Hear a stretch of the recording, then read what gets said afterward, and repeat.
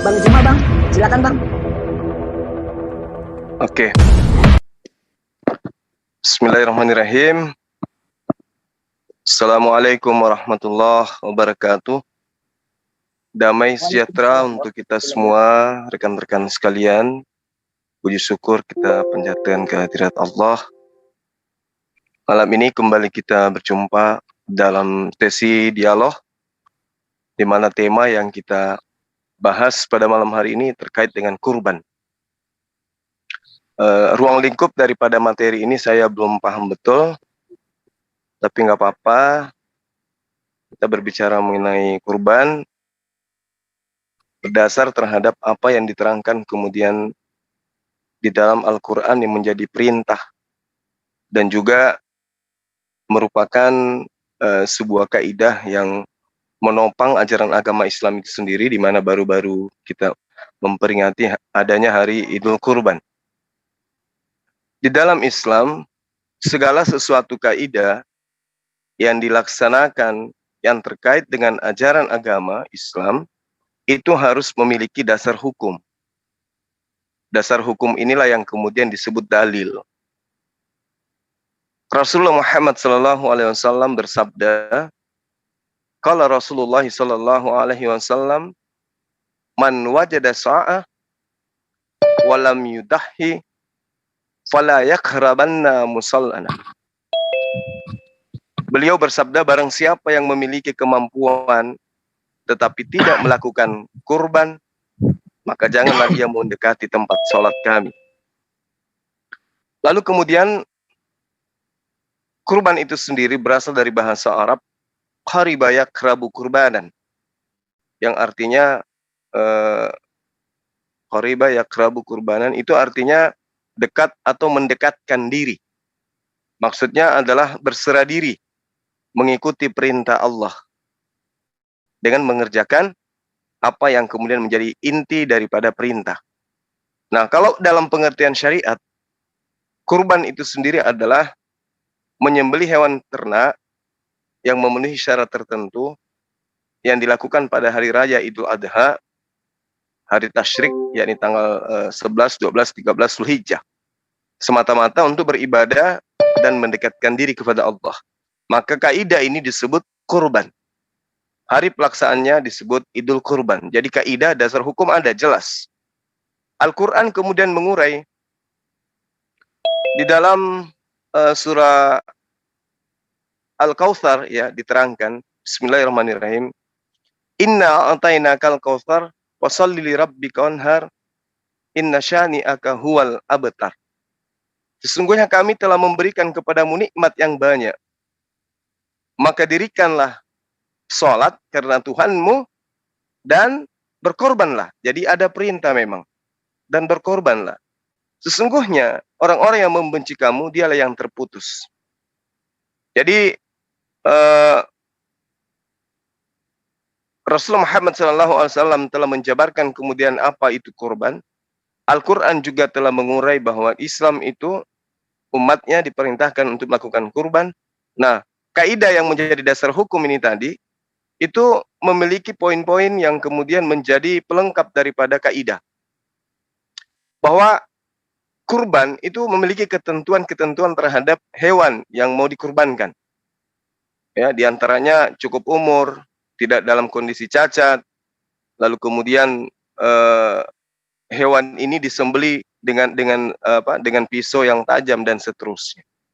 Nah, lalu kemudian kurban pun kaidah penempatan atau tempat penyembelihan itu sudah diatur, disunahkan, ada sunnah yang mengatur semua itu. Namun kalau misalnya ada hal yang darurat kemudian, ya dibolehkan untuk melakukan kurban di mana saja. Nah, mungkin hal ini ruang lingkup yang bisa saya urai. Yang pasti bahwa Idul Kurban ini memiliki kaidah di dalam Islam, punya hukum yang jelas.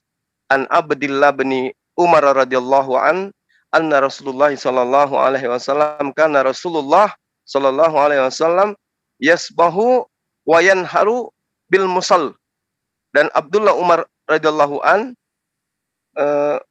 mengatakan bahwa Rasulullah Muhammad SAW biasa menyembelih kurban di tempat pelaksanaan salat Idul Adha maksud saya. Jadi apa yang terjadi di kalangan umat Islam sendiri itu adalah merupakan contoh yang sudah diperlihatkan oleh baginda Rasulullah Muhammad SAW. Jadi ada hal-hal yang wajib kemudian dipenuhi dan ada hal-hal yang sunnah kemudian dipenuhi di dalam berbicara mengenai kurban. Nah, sedikit saya menyinggung ya terkait dengan apa yang menjadi dasar pijakan adanya kurban di dalam ajaran agama Islam.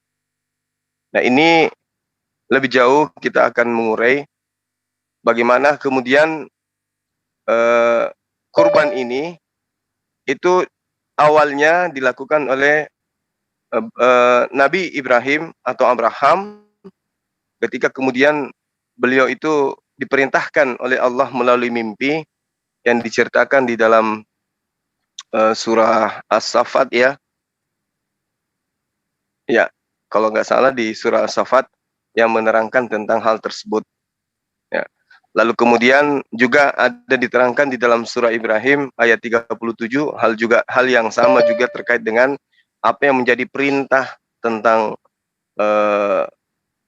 kurban. Nah, kenapa kita umat Islam kemudian melakukan itu? Karena dalam surah Al-Baqarah ayat 126 di situ Nabi Ibrahim juga berdoa tentang keturunannya.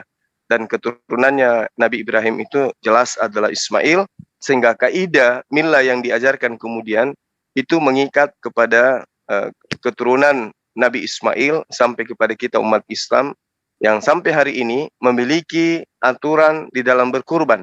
Ada dasar pijakan umat Islam itu melakukan kurban di dalam ibadah Idul Adha setiap tahunnya. Saya kira begitu sebagai pengantar dari saya. Kalaupun nanti ada hal yang ingin diperbincangkan, saya persilahkan untuk diatur oleh moderator. Silakan. Oke, baik. Terima kasih kepada Bang Juma yang telah menjabarkan tentang arti kurban. Oke, akan kita lanjutkan untuk narasumber berikutnya ini. Ada Bang Aderion, Bang. Silakan, Bang. 7 menit, Bang. Siap. Ya, baik. Oke. Baik, Shalom Aleichem BC Muhammadiyah. Terima kasih kepada moderator yang telah memberikan kesempatan kepada saya untuk memaparkan presentasi pada hari ini. Terima kasih juga kepada teman-teman yang ada di Zoom maupun yang menyaksikan di live YouTube. Khususnya saya juga ingin mengucapkan terima kasih kepada rekan debat saya yaitu Bang Zuma yang juga telah hadir di sini untuk berbincang-bincang dengan saya kurang lebih 2 jam ke depan terkait topik yang telah disepakati. Topik kita pada malam hari ini adalah kurban. Kebetulan bertepatan dengan perayaan Idul Adha kemarin, tentu akan menambah hangat perbincangan pada hari ini. Sebelum saya masuk ke substansinya, saya akan menekankan terkait batasan masalah yang akan saya paparkan di sini, bukan mengenai tentang siapa yang hampir dikurbankan oleh Bapak Abraham atau Ibrahim, karena saya rasa perbincangan tersebut sudah usang, terlalu sering diperbincangkan di berbagai forum-forum. Adapun yang ingin saya fokuskan saat ini adalah terkait makna kurban itu sendiri, serta tujuan perintah kurban itu seperti apa. Pertama-tama saya akan mengawali substansi penjelasan saya tentang arti kata kurban. Di dalam iman kekristenan, kurban itu sendiri artinya adalah mendekatkan diri. Kof, res, dan bet atau karof. Itu kenapa kita mengenal kata karib. Itu berasal dari kata karof yang artinya dekat atau mendekatkan. Karib itu sahabat karib, sahabat dekat. Gitu. Kenapa perlu mendekatkan diri? Tentu itu merupakan suatu keadaan di mana manusia sudah jauh dari Tuhan akibat dosa. Kejadian 2 ayat 17. Ketika Adam dan Hawa itu jatuh ke dalam dosa, kemuliaan yang awalnya manusia diciptakan menurut gambar dan rupa Allah itu menjadi hilang. Roma 3 ayat 23. Sehingga mereka melihat ketelanjangan diri mereka dan mencari daun-daun untuk menutup ketelanjangan diri akibat dosa itu. Kejadian 3 ayat 7. Namun Allah tak berkenan dengan cara usaha manusia sendiri untuk menutup dan menghilangkan dosa itu.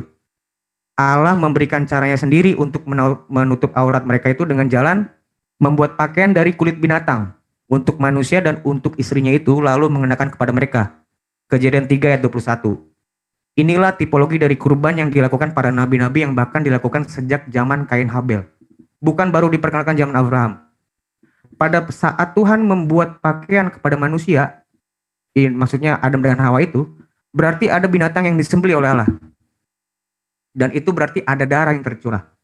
Hasil dari darah tercurah itu, yaitu pakaian dari kulit binatang itu, yang dikenakan kepada Adam dan Hawa yang telanjang akibat dosa itu. Dengan demikian, akibat dosa itu tertutupi, kafarah, tutup oleh dampak tercurahnya darah, karena segala sesuatu disucikan dengan darah, dan tanpa penumpahan darah tidak ada pengampunan. Ibrani 9 ayat 22. Itulah makna dari kurban yang dilakukan oleh para nabi-nabi di dalam perjanjian lama, yang seharusnya manusia itu mati akibat dosanya, tetapi karena begitu sayangnya Tuhan kepada makhluk yang paling dicintainya ini, maka kematian itu tidak diperkenankan terjadi pada manusia. Yesaya 18 ayat 32. Melainkan menggantinya dengan darah binatang. Nah, dalam Taurat untuk mendapat pengampunan si orang yang berdosa itu harus menumpangkan tangannya tuh. Itu ada di Imamat 1 ayat 4, Imamat 3 ayat 8 dan seterusnya. Dan dengan demikian binatang korban itu mengangkut segala kesalahan. Imamat 16 ayat 22.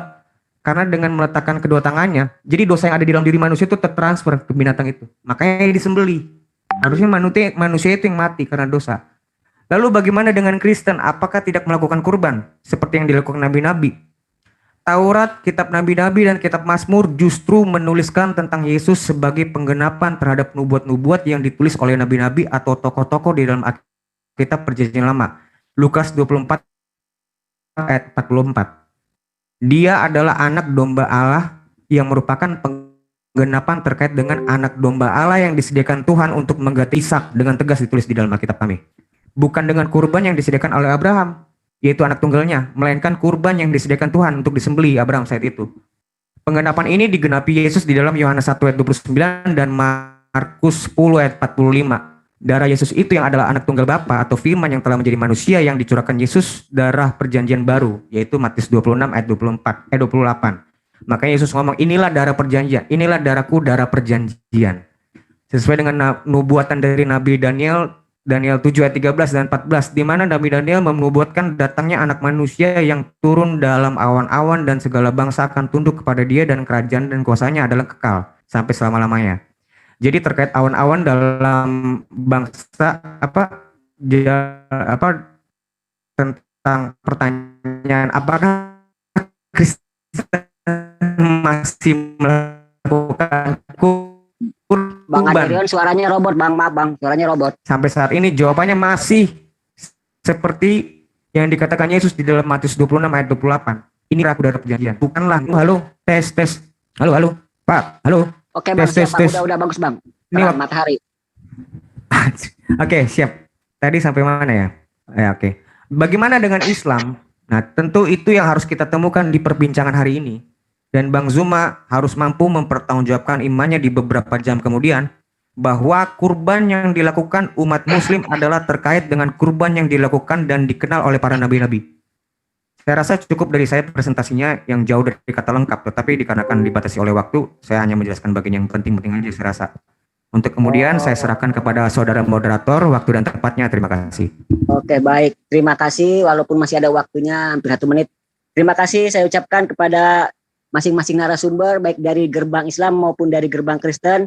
Ya, tadi sudah memberikan pengayaan dan penguatan pada tema kita pada malam ini tentang tema utamanya tentang kurban. Sebelum kita melanjutkan ke acara berikutnya, akan saya informasikan bahwa pada malam ini acara ini disiarkan secara langsung melalui channel-channel YouTube yang telah kami sediakan, di antaranya Mu'alafah Sipana Channel, Zulkifli M. Abbas Official, Ikhlas Dunia Akhirat, dan Family in Christ. Oke, dilanjutkan juga Christian Prince, Sang Apologet 12, Urban Channel, Uti Watimena Channel. Jangan lupa terus dukung kami dengan cara subscribe, like, and share. Dan sentuh lonceng ajaibnya. Ingat, sentuh ya. Oke, kita sambung ke acara berikutnya. Untuk sesi tanya jawab, masing-masing narasumber akan bertanya kepada masing-masing narasumber. Untuk sesi bertanya 2 menit pertanyaan dan 6 menit untuk jawaban.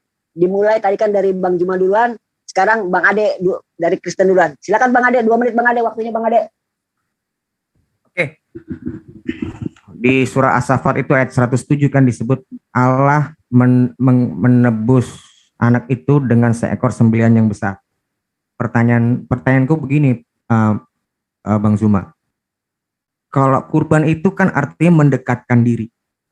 Hubungan dengan mendekatkan diri dengan mengorbankan binatang itu apa? Hubungan kausalnya ya. Dengan menyembeli binatang, lantas suasana yang menjadi dekat itu apa yang mengakibatkan jadi dekat? Pertanyaanku itu aja dulu, biar terfokus satu pertanyaan. Ya, di As-Saffat tadi itu ayat berapa ya? 107 ya. 107. Oke, baik. Bismillahirrahmanirrahim. Jadi ini adalah pertanyaan yang sangat baik ya, yang ditujukan kepada saya terkait dengan apa yang ada di dalam ayat Al-Quran 107, wa kadainahu bisibohi azim, dan kami tebus anak itu dengan seekor sembelihan yang besar. Lalu kemudian pertanyaan saudara, apa tadi? Maaf. Hubungan apa binatang itu disembeli dengan mendekatkan diri itu apa? Ya, baik. Jadi gini,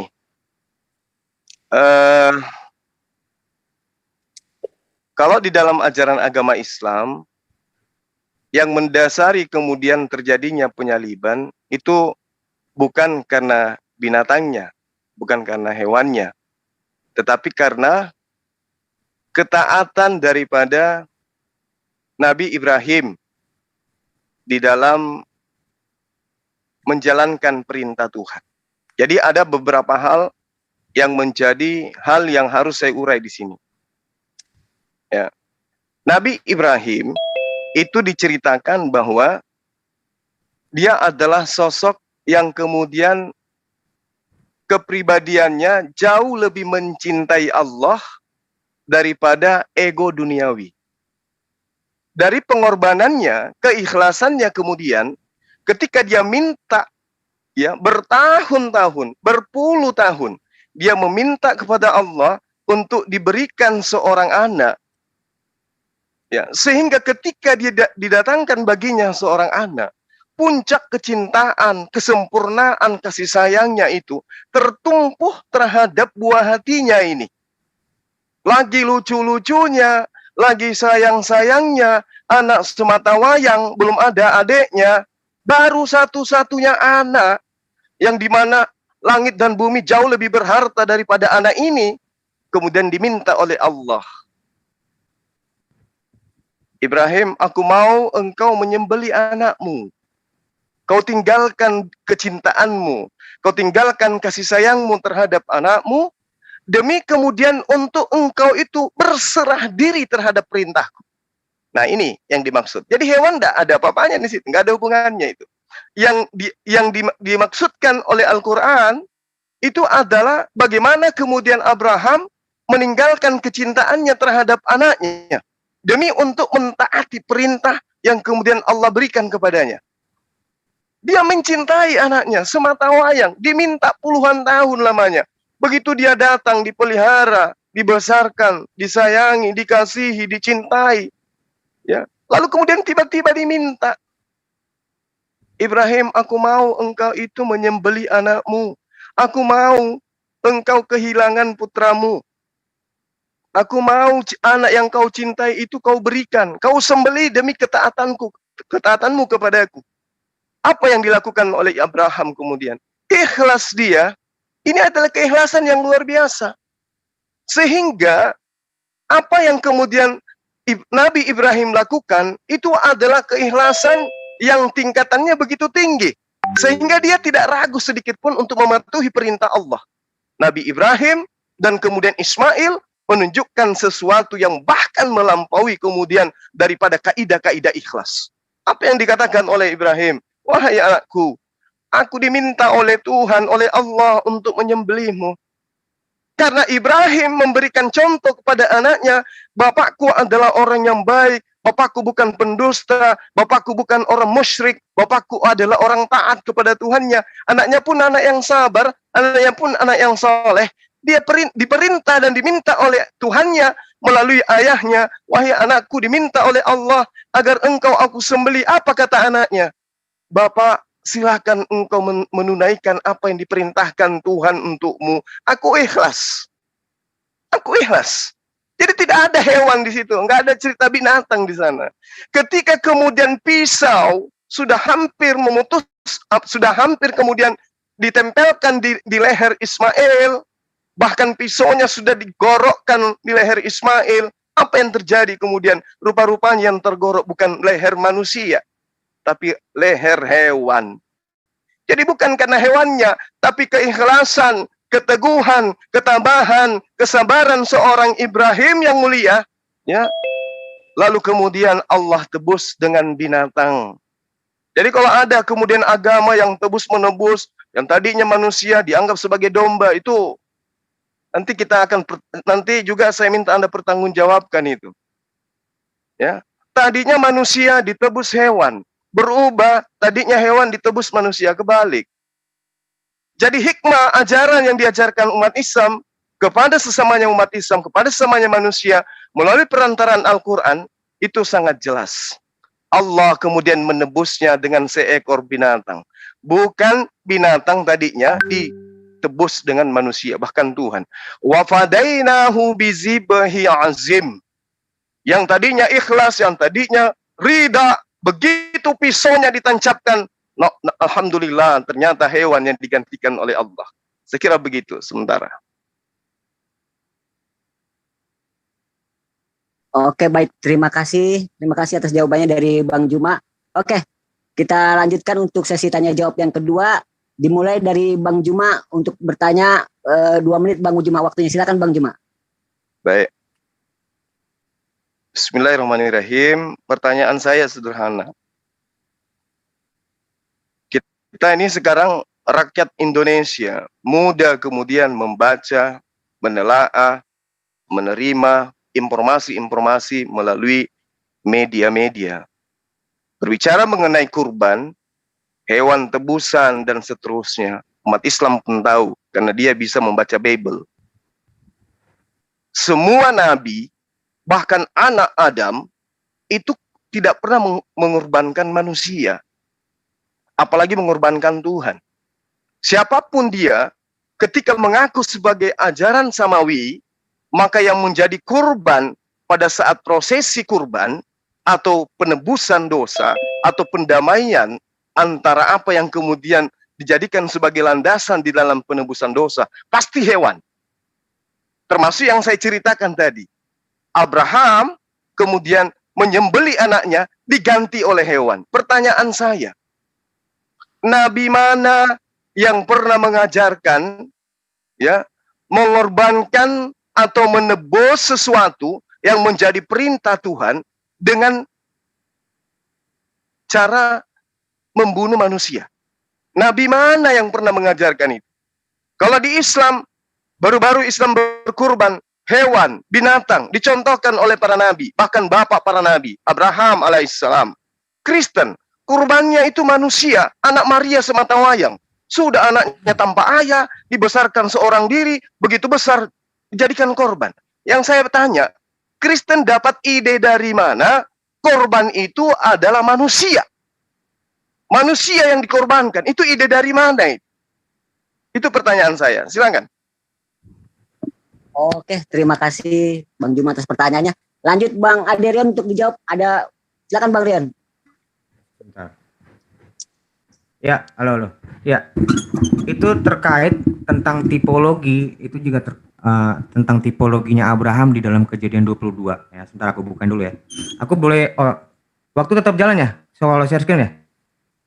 Share screen mati Bang, langsung Bang, lanjut Bang. Enggak, aku nyari dulu, maaf ya, aku nyari dulu. Oke, Bang Ray, waktunya dimatikan dulu Bang Ray, di pause dulu. Iya, waktu berhenti berjalan saat membacakan bicara. Oke, makasih Bang Ray. Bentar dah. Ambillah anak, bentar ya.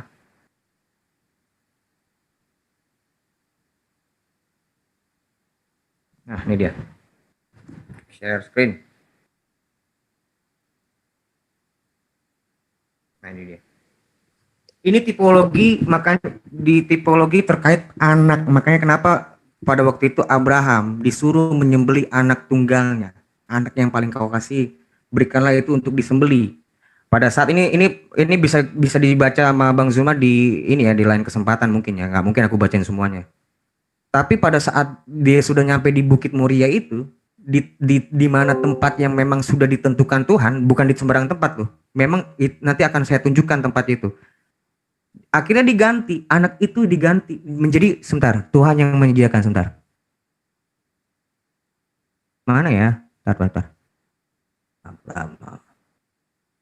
Ya, ini. Lalu berkatalah Ishak kepada Bapak soalnya ya anakku di sini udah rapi. Bentar. Tuhan yang menyediakan itu di ayat berapa ya? Bentar dulu. Ini dia. Dan Abraham menanya tempat itu Tuhan yang menyediakan. Itu terkait tipologi dari anak domba Allah ini yang dimaksud oleh Yesus ini, yang dimaksud di kisah Yohanes 1 ayat 29. Sebentar. Yohanes 1 ayat 29. Memang di dalam Alkitab itu, Bang, Alkitab itu semuanya itu ada hubungannya. Dia itu bukan kitab yang berdiri sendiri-sendiri. Yohanes 1 ayat 29. Inilah anak tunggal Allah yang dimana anak domba Allah maksudku. Ayat 29. Pada keesokan harinya Yohanes melihat Yesus datang kepada dia dan ia berkata, lihatlah anak domba Allah yang menghapus dosa dunia. Juga ada di Markus 10 ayat 45. Ini omongannya Yesus tentang darah perjanjian. Inilah darahku, darah perjanjian. Nah, terkait dari mana itu idenya? Pertanyaan abang kan gitu kan emang. Sekarang kita lihat di Ibrani 10. Gini loh. Ibrani 10. Di dalam hukum Taurat hanya terdapat bayangan saja, itu bentuk bayangan dan keselamatan yang akan datang dan bukan hakikat keselamatan itu sendiri. Karena itu dengan korban yang sama yang setiap tahun terus menerus dipersembahkan, hukum Taurat tidak mungkin menyempurnakan mereka yang datang mengambil bagian di dalamnya. Pendek cerita begini, kurban binatang itu kan dibakar, disediakan, dibakar sampai habis. Habis itu tahun depan dia lakukan itu terus tahun menahun. Itu tidak akan menghapuskan dosanya. Tapi kali ini Tuhan yang menyediakan itu. Sama seperti tipologinya Abraham, di mana anak domba Allah itu artinya Tuhan yang menyediakan. Kan nggak mungkin di bukit itu ada tiba-tiba anak domba, Bang. Domba itu mesti berjalan dengan gembalanya. Tapi di saat itu tiba-tiba ada di belakangnya domba dan sembelihlah itu. Makanya tanah itu disebut Tuhan yang menyediakan.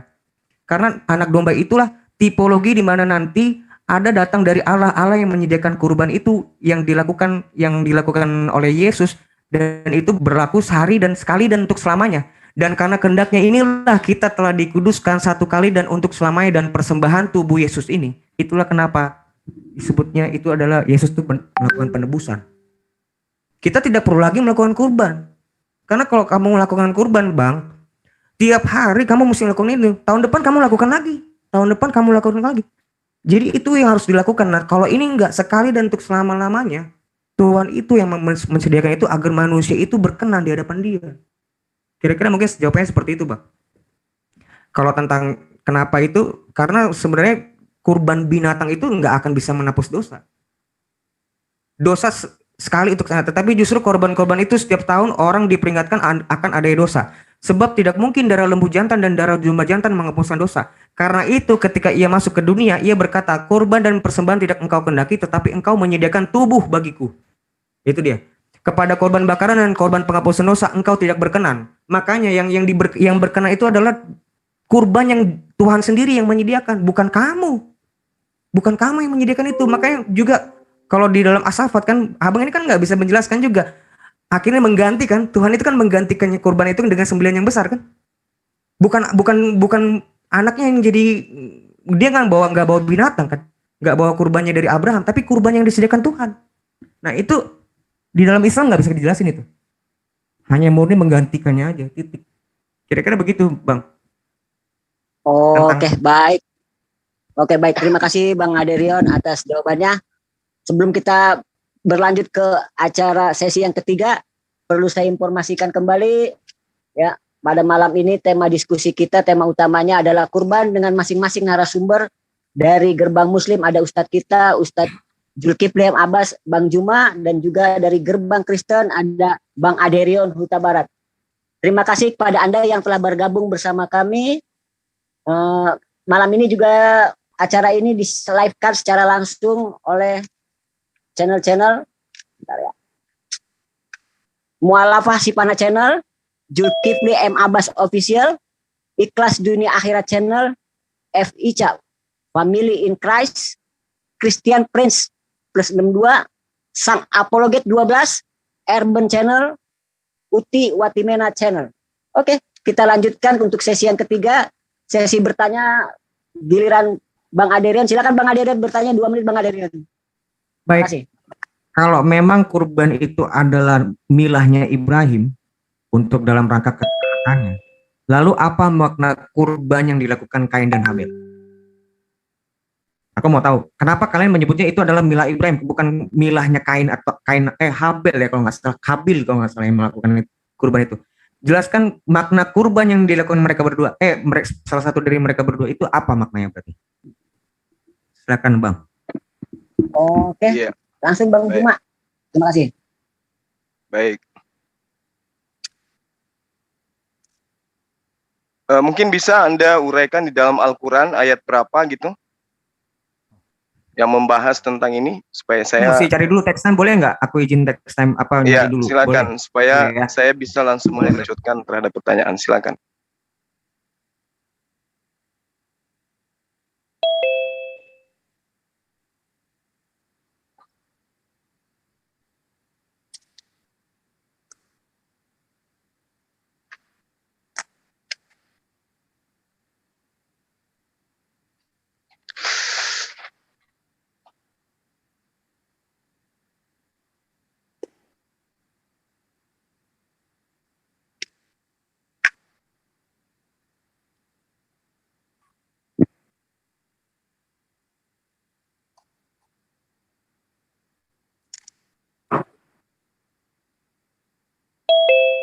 Bang Aderian monitor. Oke.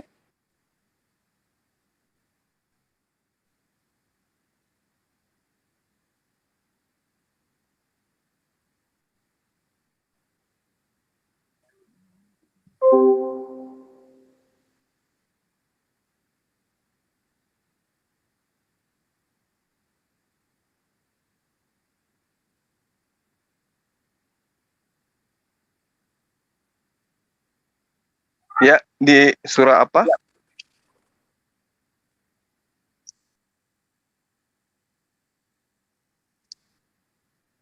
Bang Aderian monitor Bang Aderian.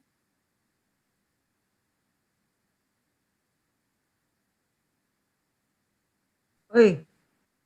Halo, buset. Ya, silakan. Surah Al-Maidah ayat 27 sampai 31. Aku tadi di mute. Surah Al-Maidah ayat 27 sampai 31.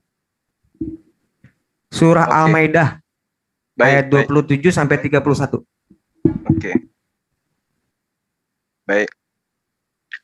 Bismillahirrahmanirrahim. Ya, pertanyaan yang sangat baik ya. Tentang apa yang diurai di dalam Al-Quran surah Al-Maidah ayat 27 sampai dengan ayat 31. Bismillahirrahmanirrahim. Wa atlu alaihim naba'a bena Adam bilhaqqa iz qarraba qurbanan fatukubbila min ahadihima wa lam yutaqabbal minal akhar qala la aqtulanna qala innama yataqabbalullah minal muttaqin. Ya, jadi hal ini kemudian diurai cerita yang kemudian disampaikan oleh Allah melalui perantaraan malaikat Jibril kepada baginda Rasul Muhammad SAW. Diperintahkan kemudian kepada baginda, waktu alaihim, dan ceritakanlah Muhammad yang sebenarnya kepada mereka tentang kisah kedua putra Adam. Ketika keduanya mempersembahkan kurban, maka kurban salah seorang dari mereka berdua, Habil, kurbannya diterima. Dan Qabil kemudian kurbannya tidak diterima. Lalu kemudian Qabil yang tidak diterima kurbannya berkata, sungguh aku pasti membunuhmu. Lalu kemudian Habil berkata, sesungguhnya Allah hanya menerima amal dari orang-orang yang bertakwa. Nah, yang dimaksud di sini adalah perintahnya kemudian Bang Juma suaranya orang yang lepas Bang Juma. gimana? Monitor Bang Juma. Ya, cek, cek, cek. Oke, dah. Terang matahari Saya. Bang Juma. Gimana? Ya, lanjut. Terang matahari suaranya bagus, sip. Mantap, lanjut Bang Juma. Oke. Oke, sip. Tunggu. Cas saya lobet. Pan, ini nggak tercakup ya? Tuh. Bentar ya. Nah, lalu kemudian ayat selanjutnya diterangkan bahwa sungguh jika engkau Qabil menggerakkan tanganmu kepadaku untuk membunuhku, kata Habil ya. Aku tidak akan menggerakkan tanganku kepadamu untuk membunuhmu. Aku takut kepada Allah, Tuhan seluruh alam. Lalu kemudian ayat selanjutnya dikatakan, ini uridu. Sesungguhnya aku ingin agar engkau kembali dengan membawa dosa membunuhku dan dosamu sendiri. Maka engkau akan menjadi penghuni neraka dan itulah balasan bagi orang yang zalim. Ya, maka kemudian Qabil yang tadi ini korban yang tidak diterima dikatakan fatawwa'at lahu nafsuhu qatla akhi, ya, faqatalahu fa asbaha minal khasirin. Mendorongnya kemudian untuk membunuh saudaranya sendiri. Kemudian dia pun benar-benar membunuhnya. Maka jadilah dia termasuk orang yang rugi. Kami umat Islam kemudian memahami hal ini itu hanya sebatas cerita yang kemudian ditorehkan oleh Al-Quran, di mana ayat ini menjelaskan kronologis pembunuhan Qabil terhadap adiknya Habil. Ya, sebagaimana kemudian dikisahkan ketika Nabi Adam alaihissalam meminta kedua putranya untuk berkurban akibat protes yang diajukan Qabil atas perjodohan yang dilakukan Nabi Adam alaihissalam. Nah, hasil dari kurban yang dipersembahkan Habil diterima dan kurban yang diberikan oleh Qabil itu tidak diterima. Lalu kemudian melihat kurbannya tertolak, Qabil berkata kepada adiknya, aku pasti membunuhmu. Mendengar ucapan ini kemudian sang adik berkata, ya, sesungguhnya Allah hanya menerima kurban dari orang-orang yang bertakwa. Ini poin pengajaran yang kami terima.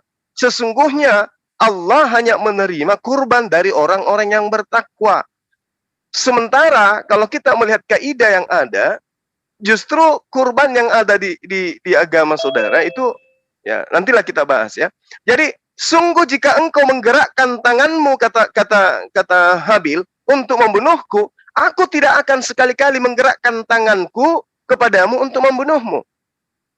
Jadi Habil hanya pasrah karena ia takut kepada Allah dan tidak ingin kemudian menanggung dosa pembunuhan yang akan berakhir di dalam neraka. Nah, akibat kepasrahan daripada Habil ini, hawa nafsu Qabil semakin merasa mudah untuk membunuh adiknya sendiri. Akhirnya apa yang terjadi? Qabil berhasil membunuh.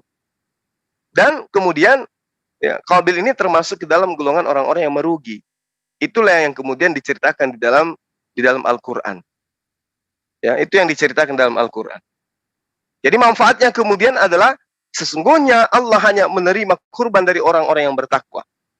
Nah, sehingga apa yang dilakoni kemudian oleh Qabil, ya, karena memang ketakwaannya kepada Allah itu nggak ada, karena kecemburuannya tadi, maka kemudian dia punya niatan untuk membunuh adiknya. Dan itu yang terjadi. Kalau dalam Al-Quran itu, yang membunuh dan yang dibunuh, dalam hal saling membunuh ya, orang yang masing-masing, misalnya Habil ini juga berniat untuk membunuh, maka dalam Al-Quran menegaskan yang dibunuh dan yang membunuh itu sama-sama masuk neraka. Tapi Habil nggak ada niat untuk membunuh. Dia nggak ada niat. Makanya dikatakan, meskipun engkau berniat membunuhku, aku tidak akan menggerakkan tanganku untuk membunuhmu.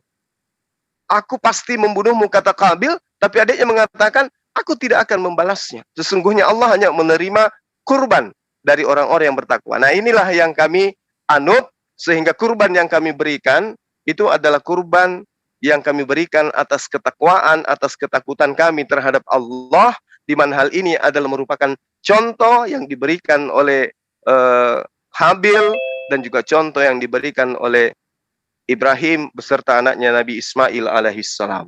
Demikian untuk sementara. Oke, baik. Terima kasih atas jawabannya dari Bang Juma. Terima kasih juga. Baik. Oke, untuk semuanya, pada para partisipan. Oke, untuk lanjut ke sesi berikutnya, sesi tanya jawab kembali. Untuk sesi bertanya untuk Bang Juma, silakan Bang Juma. 2 menit waktunya Bang Juma. Silakan. Oke, makasih. Saya masih pertanyaan yang tadi.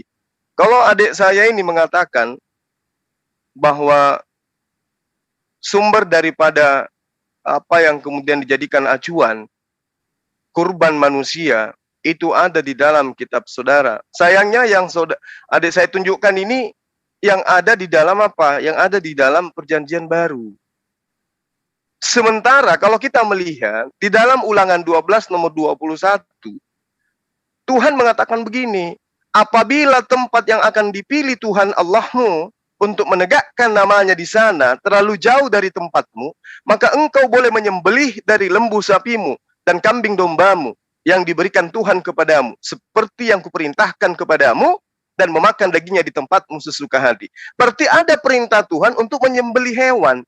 Nah, demikian juga ketika dikatakan di dalam Keluaran 29, ya, Keluaran 29, lalu kemudian di situ diterangkan bahwa daging dari lembu, bahkan kotorannya, ya tainya itu, mohon maaf, itu bisa menghapuskan dosa. Itu bisa menghapuskan dosa. Dengan kotorannya sapi juga, itu dibakar, itu menghapuskan dosa. Ini dalil. Jadi tidak ada ajaran untuk menyembelih manusia.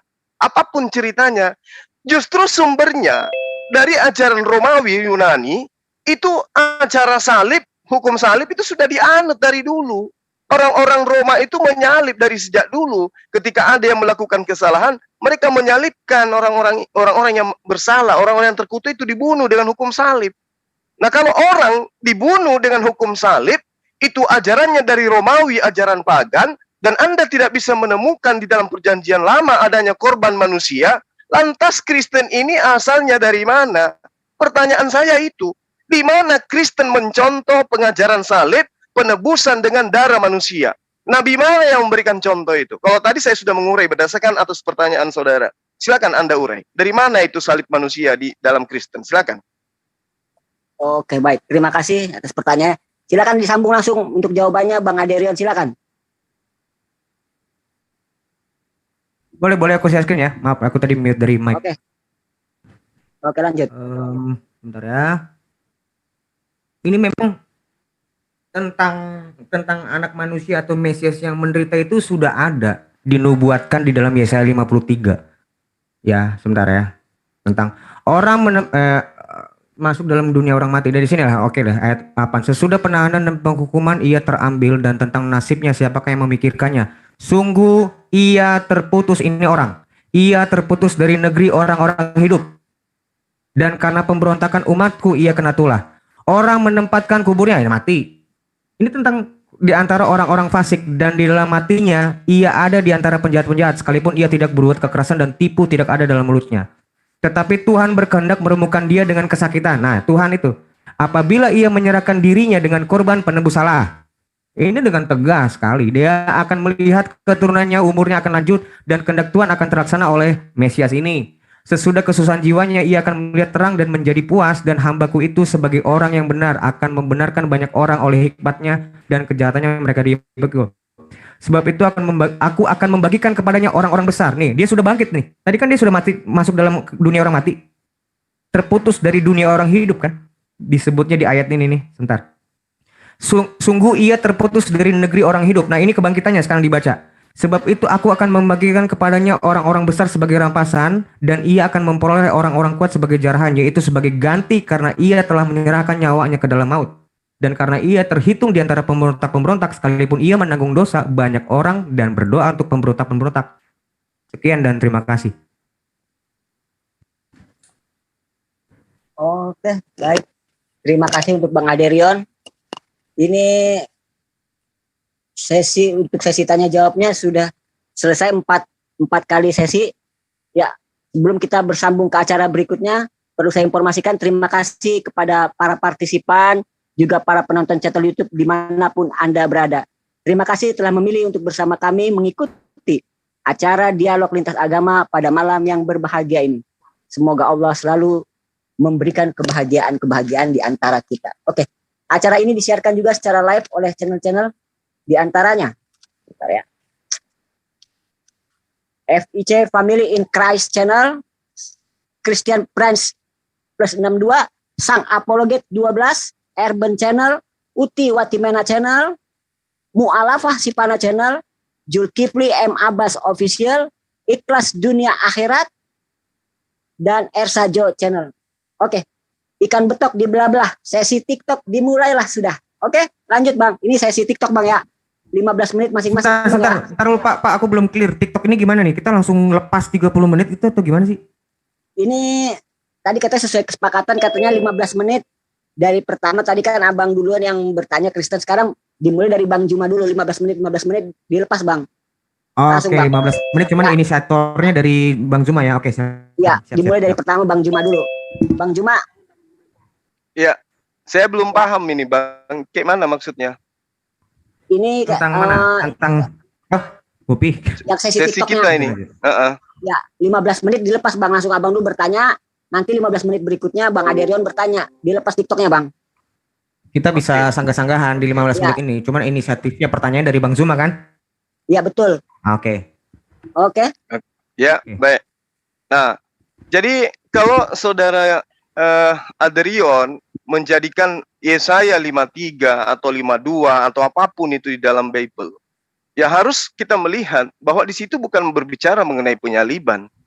Bahwa adapun yang diceritakan di Yesaya 53 bukan manusia yang diperuntukkan untuk menebus dosa atau menebus hal yang lain. Itu nggak ada cerita itu. Coba kita lihat. Apakah kemudian Yesus itu tumbuh di hadapan Tuhan?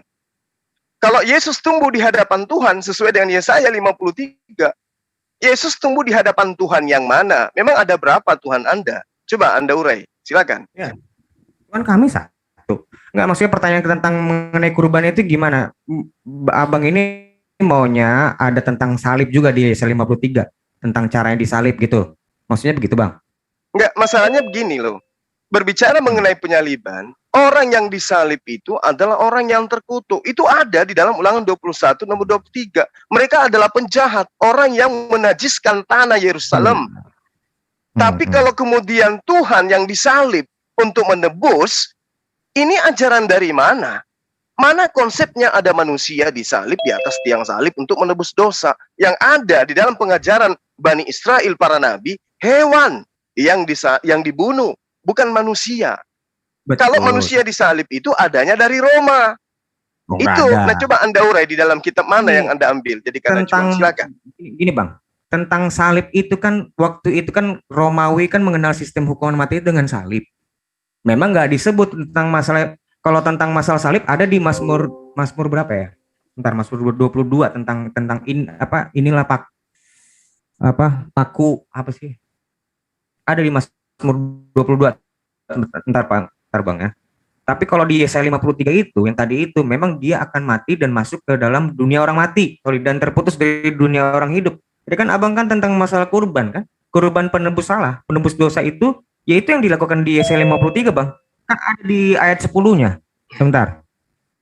Ayat 10-nya kan jelas tadi, di sini. Nih, korban penebus salah. Ini manusia. Memang manusia di sini. Tentang masalah tata caranya itu ada tentang penyaliban, ya ada di kitab yang lain, Mazmur. Maka kan Yesus bilang di Lukas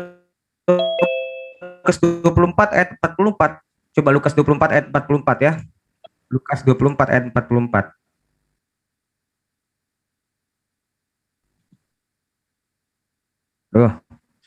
Sorry Bang. Inilah perkataanku yang telah kukatakan kepadamu ketika aku masih bersama-sama dengan kamu, bahwa harus digenapi semua yang tertulis tentang aku dalam kitab Taurat Musa, kitab Nabi-Nabi, dan kitab Mazmur. Nah, di dalam diri Yesus itulah penggenapannya. Tapi tentang itu semua ada di dalam kitab Mazmur, di kitab Nabi-Nabi, semua itu membicarakan tentang Yesus Bang. Tapi tentang caranya itu ada di Mazmur 22 ayat 10 kalau nggak salah ya, tentang masalah paku masuk di dalam tangannya itu ada. Memang ada, dan itu tersebar, bukan di satu pasal khusus ngomongin Yesus, semua nggak kayak begitu. Gitu Bang kira-kira. Iya, jadi kalau saudara saya mengatakan hal yang sama, ada tertulis di Mazmur, ada tertulis di kitab para nabi. Kalau nubuatan itu jelas, berarti apa yang diurai di Amsal 21 nomor 18 harus juga digunakan dong. Orang fasik, orang fasik ya menjadi tebusan bagi orang yang benar. Pengkhianat sebagai ganti orang yang jujur. Harus dipakai itu juga. Nah, sekarang siapa yang berkhianat? Siapa yang jujur? Bentar, Bang. Itu Itu ini kan berbicara bukan mengenai tentang penyaliban, berbuat silakan. Mesias. Ya, bentar. Itu bukan tentang ngomongin tentang penebusan, Bang. Penebusan yang dilakukan anak manusia yang di dalam Mesias ini sebagai Mesias. Itu kan tentang masalah tabur tuai. Coba kita baca lagi Amsal berapa nih? Kita baca ya. Kita baca. 21. Ini kan cuma masalah Silakan. baca, Bang. Amsal berapa, Bang? Amsal 21 nomor 18 coba. Salah satunya itu banyak ayat-ayat yang mengatakan itu bahwa orang munafik, orang fasik menjadi pengganti, menjadi penebus bagi orang-orang yang benar. Nah, lalu kemudian sambil Anda cari, saya tambahkan. Ayat, ini udah ada. Ini ayat berapa, Bang? Ya. Ayat berapa tadi? Nomor 18-nya coba lihat. Oh, 18. Sorry. Nah, ini ya. Orang fasik dipakai sebagai tebusan bagi orang benar. Ini kan tentang masalah si orang fasik sebagai tebusan bagi orang benar dan pengkhianat sebagai ganti orang jujur.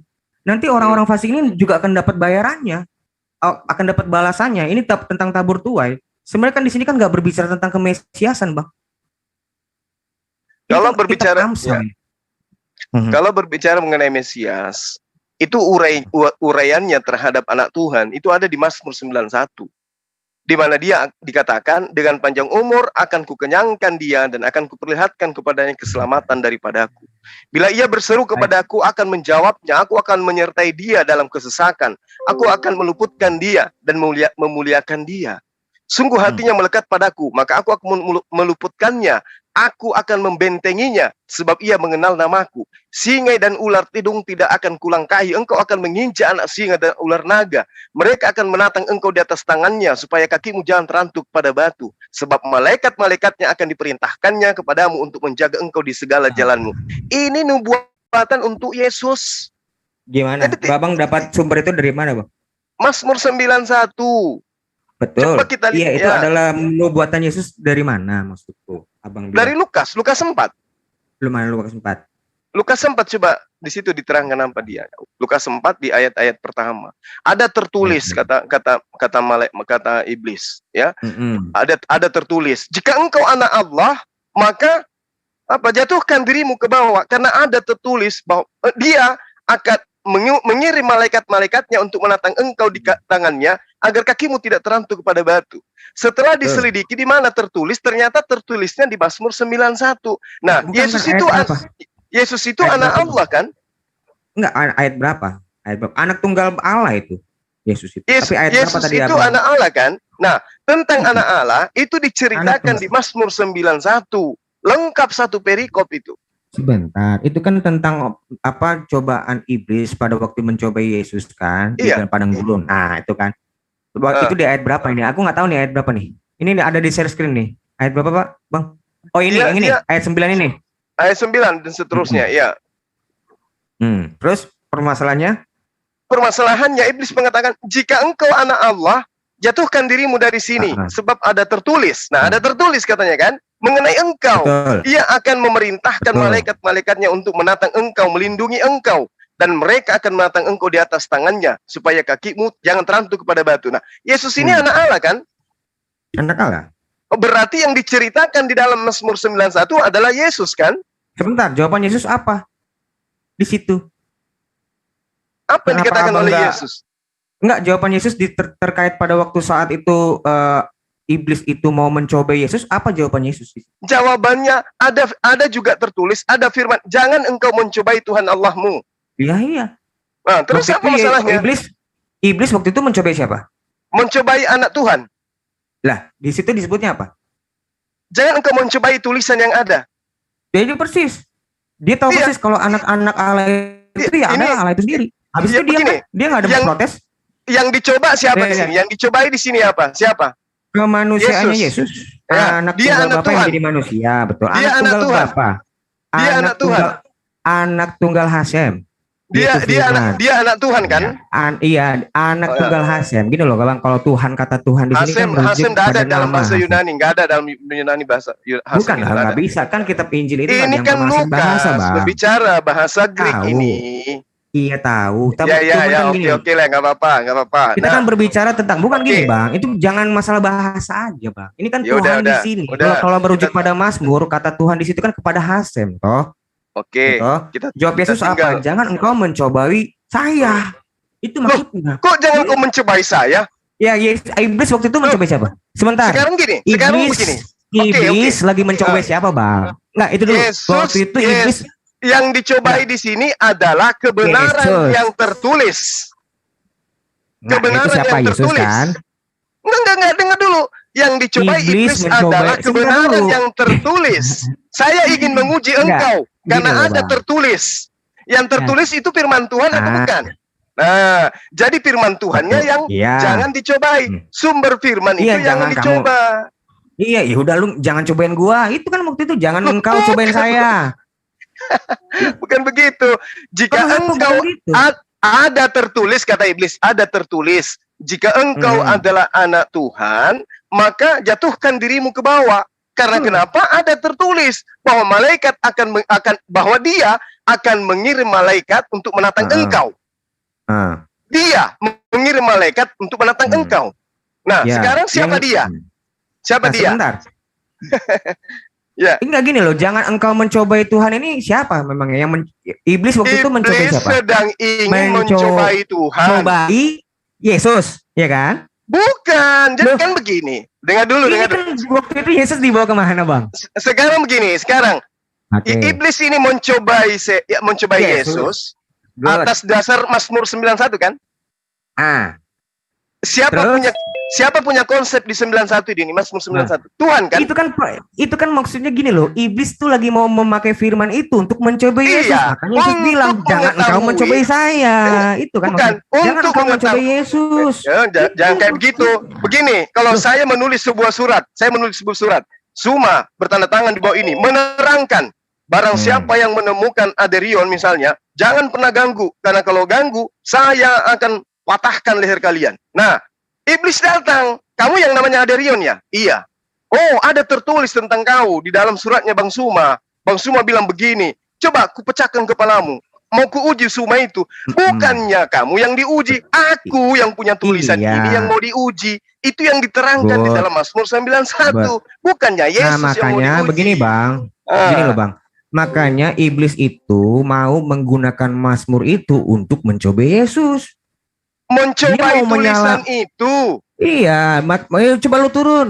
Sekarang lu turun. Nah, Yesus bilang, jangan engkau mencobai Tuhan. Ya dia Yesus ini. Bukan. Ini justru bukan begitu ya. Adikku. Yang mau dicobai ini Tuhan. Ya iya. Bukan Yesusnya. Yesus iblis itu ngomong sama siapa? Tuhan. Iblis ngomong sama siapa waktu itu? Ke Bapa atau ke Yesus? Ya kan ada tertulis tentang anak Tuhan. Coba kita lihat di Mazmur 1 itu. Mazmur 91. Sebentar. Waktu itu Tuhan mengatakan kepada anakku, aku akan melindungi dia. Ular tedung tidak akan mengganggunya, penyakit sampah tidak akan mendekatinya, ya kan? Bukan berarti iblis boleh menggunakan itu kan untuk mencobai kan? Makanya Yesus bilang jangan. Ini Bang, ini menarik Bang. Ini menarik Bang. Ada firman, jangan engkau mencobai Tuhan Allahmu. Sesudah iblis mengakhiri semua percobaan itu, ia mundur daripadanya dan menunggu waktu yang baik. Gagal. Dia mencobai Yesus. Iya, ayat itu. Gagal memang. Karena kenapa gagal? Kan sudah dinubuatkan. Dia mau mencobai Tuhan. Dengan panjang umur akan kukenyangkan dia dan akan kuperlihatkan kepadanya keselamatan daripadaku. Iya kan? Nah, ternyata iblis sadar, oh kebenaran firman Tuhan itu nyata, dan ternyata Yesus ini adalah utusan Tuhan. Dia adalah anak Tuhan. Iya, memang anak tuh malaikat iblis ini juga tahu persis Yesus itu anak Allah. Makanya dia makanya. Iya betul. Tapi dia dilarang kan? Jangan engkau mencobai Tuhan Allahmu. Iya. Akhirnya dia mundur. Justru karena dia mundur itu karena dia tahu persis kok. Oh iya benar ya.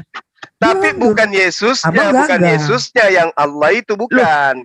Iblis ini kan bawa Yesus ke padang gurun kan untuk mencobai dia. Tapi Yesus malah ngomong untuk mencobai kebenaran tulisan yang ada di Mazmur 91. Pada waktu Yesus ngomong jangan engkau mencobai Tuhan Allah, si iblisnya gimana? Debat atau kayak Bang Zuma atau mundur? Sekarang begini, Abang mundur sekarang. Ketika Yesus mengatakan jangan engkau mencobai Tuhan Allahmu, Yesus sedang membaca firman. Yesus Iya, sedang membaca firman juga. Ada firman. Benar. Jangan engkau mencobai Tuhan Allahmu. Jadi Allah Iya. itu memang nggak bisa dicoba, nggak Ya, boleh. iblis itu justru mau mencobai anak Allah itu dengan firman. Dijawabnya dengan firman juga. Dan Ya, itu akhirnya dia. diam. Jadi Iya. Mazmur 91, Finish. legalitas Tuhan terhadap Yesus itu sah. Itu sah. Yesus adalah anak Tuhan yang dilindungi sehingga dia tidak terjadi salib, tidak ada penebusan. Ini kan bukan konteks salib, Bang. Ini kan belum disalib, Bang. Tapi coba kita Ini lihat kan di iblis itu, Mazmur lah. 91 ini menceritakan tidak akan pernah Yesus itu dibunuh. Tidak akan Tuh, pernah. Ini Abang kan dalilnya ngomong jelas loh. mengkaitkan salib, tapi kan ini latar belakangnya belum salib. Gimana, Bang? Iya, tapi terkait dengan kecelakaan atau musibah atau apapun yang terjadi terhadap Yesus itu tidak akan. Kenapa? Karena sudah dinubuatkan di Mazmur 91 ini. Tidak akan bisa dicelakai Yesus itu. Engkau hanya menonton dengan matamu sendiri dan melihat pembalasan terhadap orang-orang fasik. Jadi Yesus itu terangkat ke langit, menyaksikan orang-orang fasik menyalib orang yang diserupakan dengan dia. Ini dalil. Benar dalil, Bang. Abang membacakan dalil juga, benar. Cuman abang itu menyalahpahamin dalil itu. Gitu loh. Justru iblis ini menggunakan dalil itu untuk mencobai Yesus. Makanya Yesus bilang, jangan kau mencobai Tuhan Allahmu. Mundur dia. Iya, harusnya di sini abang juga mundur karena sama dengan iblis. Loh, abang tuh harusnya mundur karena iblis aja mundur kok. Iblis yang mundur iya. karena sudah sadar Yesus itu ternyata manusia. Tuhan, dia Tuhan dong. Jangan kau. Nah, sekarang bentar dulu, Bang. Justru karena saya mencobai siapa waktu itu? Yesus toh. Mencobai, jangan engkau mencobai firman Tuhan. Oh, enggak, Yesus itu enggak. Waktu itu Yesus itu dibawa ke padang gurun untuk ngapain? Saya kasih analogi main yang pasir-pasiran. Tadi ya. Ketika saya kan menulis mencobai surat, kan, menguji ketika kan? saya menulis surat, jangan kau mengganggu Aderion. Kalau kau ganggu Aderion, kau berhadapan dengan saya, aku pecah kepalamu kan? Adalah orang usil mau kalau buat analogi lucu-lucu. Baik Bang. Terima kasih Bang, waktunya sudah habis Bang. Baik. Terima kasih waktu TikToknya sudah habis untuk sesi yang pertama ini. Untuk menurunkan tensi dan menyejukkan, saya infokan kembali channel-channel kami yang bisa ditonton langsung. Di antaranya Mu'alafah Sifana Channel, Zulkifli M. Abbas Official, Ikhlas Dunia Akhirat Channel, dan Ersajo Channel. Dari saudara-saudara kita yang terkasih ada FIC Family in Christ Channel, ada Christian Friends Plus 62, ada Sang Apologet 12, Urban Channel, Uti Watimena Channel. Oke. Untuk sesi TikTok ini disambung dari Gerbang Kristen, Bang Aderion. Silakan untuk bertanya Bang langsung Bang. TikTok 15 menit Bang waktunya Bang. Iya. Gini loh. Saya. Iya Bang. Ya, gini Bang. Aku nggak ngeliatin di dalam kurban yang dilakukan Muhammad itu adalah kelanjutan dari para nabi. Ya, apalagi mereka baginda Muhammad itu juga melakukan kurban tuh dengan 100 ekor unta loh. Itu kan nggak pernah juga tuh diajarkan kalau dengan unta. Maksudku gini, sebenarnya dari pernyataan penjelasan Abang tadi, si baginda Muhammad ini itu ngikutin milah Ibrahim atau ngikutin milahnya Habil? Jadinya, karena Habil juga takwa Bang. Ini sebentar ya aku share-kan ya. Kalau tentang masalah takwa-takwaan, Habil juga takwa. Tadi mana nih? Yang Abang share-kan tadi? Mana tadi? Ya, udah lewat ya. Yang tentang itu di ayat berapa tadi ya? Itu kan si Habil juga takwa. Harusnya kan jadi ngikutin milahnya Habil dong Bang. Kenapa jadi milahnya Ibrahim? Iya. Oke. Ya, jadi kan perintahnya gini, dalam surah Al-Baqarah ayat 124 ya. Wa izi betala Ibrahim rabbuhu bikalimatin fa'atammahunna. Nah, ini ditujukan kepada Ibrahim dan kemudian disalin untuk disampaikan kepada baginda Rasulullah Muhammad SAW. Apa perintahnya kemudian? Wa izi betala. Diperintahkan untuk mengingat. Ya, diperintahkan kemudian untuk menjabarkan ketika Ibrahim diuji Tuhannya dengan beberapa kalimat. Nah, ini panduannya. Lalu dia melaksanakannya dengan sempurna. Dialah Allah yang berfirman kepada Ibrahim, sesungguhnya aku menjadikan engkau sebagai pemimpin bagi seluruh manusia. Lalu Ibrahim berkata, dan juga dari anak cucuku kan, kata dia kepada Allah. Lalu kemudian Allah menjawab, benar, tetapi janjiku tidak berlaku bagi orang-orang yang zalim. Lalu kemudian perintahnya datang kepada baginda Rasulullah Muhammad SAW. Tsumma auhayna ilaika anittabi'ata millata Ibrahim hanifan. Baik. Gini Bang, maaf Bang. Jadi Jadi jangan kan terlalu panjang. petunjuknya Gini. begitu kan? Yes. Jadi gini Bang, kira-kira kalau logikanya tentang kurban yang dilakukan oleh Habil ini Habil yang melakukan kurban ya. Habil Iya. ini, dia dapat ajaran dari mana? Kan perintahnya datang kepada dia. Habil. Iya. Habil atau dapat dari orang tuanya? Adam. Ya itu dia, perintahnya dari Allah pastinya kan. Iya, Allah kepada Adam atau kepada Habil? Habil menerima perintah itu. Ini kan ada dalilnya. Untuk apa? Ya untuk berkorban kan sudah Iya. jelas. Artinya kan justru kurban itu bukan zaman Abraham, itu sudah ada di zaman Habil. Kenapa kalian itu malah disebut ngikutin milanya Ibrahim? Tentang bertakwa, Habil juga bertakwa kok. Ya tapi kan perintahnya ikut ke mila Ibrahim. Nah, kenapa bukan ke mila Habil? Karena sementara Habil juga melakukan kurban. Habil jadi diabaikan gitu loh. Oke. Lalu apa bedanya Habil itu loh, Bang? Oke. Nah, kenapa kemudian larinya kepada Abraham perintahnya itu? Tsumma auhayna ilaika anittabi'a millata Ibrahim hanifan. Kenapa kepada Ibrahim? Karena mila Ibrahim, ajaran Ibrahim itu bukan hanya mencakup satu hal. Kalau Habil kan hanya satu hal, terkait dengan kurban aja tadi. Nah, sementara kalau di dalam Ibrahim itu ada masalah sunat, ya, masalah kurban. Lalu Ibrahim juga diceritakan dari sana kemudian ada Nabi Ismail yang kemudian kelak nanti menjadi kakek daripada baginda Rasul Muhammad SAW. Itu perintahnya jelas itu. Iya. Summa auhayna ilaika anittabi'a millata Ibrahim hanifan wa ma kana minal musyrikin. Dia bukan orang yang musyrik. Kalaupun Habil juga tapi demikian. ternyata fakta imannya pun Habil pun diperintahkan untuk berkurban gitu toh. Kenapa bukan karena lantas ini banyak hal di Ibrahim makanya kami disebutnya mengikuti mila Ibrahim loh. Itu bukan permasalahan Bang, itu nggak menyebutkan kausal sebab akibat. Karena banyakan Ibrahim jadi kita ngikutin mila Ibrahim. Justru pertama itu di dalam Quran di zamannya Habil. Kenapa kalian bukan milanya Habil gitu loh. Nah, jadi itu nggak menjawab Bang. Oke, Al-Quran menerangkan gini, seperti yang saya terangkan tadi. Wa isi betala Ibrahim. Ya, ingatlah ketika Ibrahim diuji Tuhannya dengan beberapa kalimat, di kalimatim fa'atammahunna. Itu yang dituju kepada dirinya. Untuk dia lakukan, untuk dia laksanakan dengan sempurna. Berarti ada syariat, ada aturan yang diperintahkan Allah kepada Ibrahim, yang kemudian juga nanti diperintahkan kepada baginda Rasul Muhammad SAW. Kan itu yang menjadi dasar. Kalau ini ja'iluka linnas imama. Iya, tapi kan gini, karena abang cuma ngomong itu karena di dalam Quran itu disuruh ngomongin milah Ibrahim, tapi abang nggak bisa menjelaskan jadinya makna kurbannya kurbannya Habil. Kan abang tadi cuma saya ngomong sudah mengurai panjang loh. Kami ngikutin milah Ibrahim, tapi abang bisa nggak jelasin kurban itu maknanya apa? Yang lebih tua loh, itu nenek moyangnya Abraham loh bang. Habil tadi itu.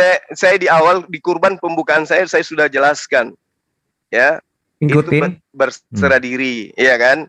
Dari kata dasarnya saya menguraikan. Nah, kemudian di dalam Al-Quran surah Al-Baqarah ayat 124 saya sudah mengurai. Dan ingat, sorry bang, bukan berserah diri bang. Bukan berserah diri, sorry. Maaf. Dekat diri, mendekatkan. Iya, berserah diri, mendekatkan diri itu sama. Nah, kenapa harus mendekatkan? Lantas apa yang membuat itu jauh? Kenapa harus mendekatkan? Mendekatkan itu berarti keadaan sebelumnya itu jauh atau dekat? Kalau mendekatkan itu berarti keadaannya jauh atau dekat, Bang? Gini adikku. Orang yang berserah diri, orang yang dekat terhadap sebuah perintah, ya, dari sumber perintah, mentaati perintah dari sumber perintah, itu adalah orang yang mendekatkan diri kepada sumber perintah dan berserah diri kepada sumber perintah, kan begitu? Coba analogikan seorang enggak, aku mau tahu tentang arti kata mendekatkan itu berarti sebelumnya jauh atau sudah dekat juga? Ya kan tadinya belum ada perintah kan? Bukan, arti kata bagaimana mendekatkan Abraham diri pertama itu, Ibrahim itu enggak mengenal Tuhan. Bagaimana saya proses pencarian Tuhannya dia? Enggak, kan jadi saya pengen tahu maknanya sembelihan binatang itu sehingga itu menjadi dekat itu apa? Itu Karena jadi ada simbol. perintah. Karena binatang itu kayak hanya simbol gitu loh. Kayak nggak ada makna. Binatang itu di dalam perintahnya Tuhan itu, Tuhannya yang Bang Zuma sembah, itu nggak punya makna. Jadi Tuhan itu kayak hanya memerintahkan tapi nggak ngasal gitu loh. Makna sembelihan besar itu apa? Kalau memang mendekatkan diri, kenapa dengan binatang? Tadi saya udah uraikan loh deh itu. Pada saat dirimu bertanya tentang surah As-Saff itu kan, ya, Iya. As-Saffat kamu tanyakan. Aku uraikan loh itu. Bagaimana kemudian Ibrahim itu adalah orang yang puluhan tahun mengemis kepada Allah, memohon kepada Allah agar diberikan seorang anak. Lalu kemudian setelah diberikan anak sematawayang, diminta untuk disembeli kan gitu ya. Nah, ya itu. Nah, sekarang pertanyaan gue, kenapa minta disembeli? Kenapa nggak disuruh terjun dari gunung? Itu mati juga kan? Kenapa makna sembelihan anaknya itu hampir disembeli itu apa? Ya, kan karena nanti kalau cuma hanya menguji iman itu kan macam-macam, Bang. Tembaklah anakmu, itu juga menguji iman.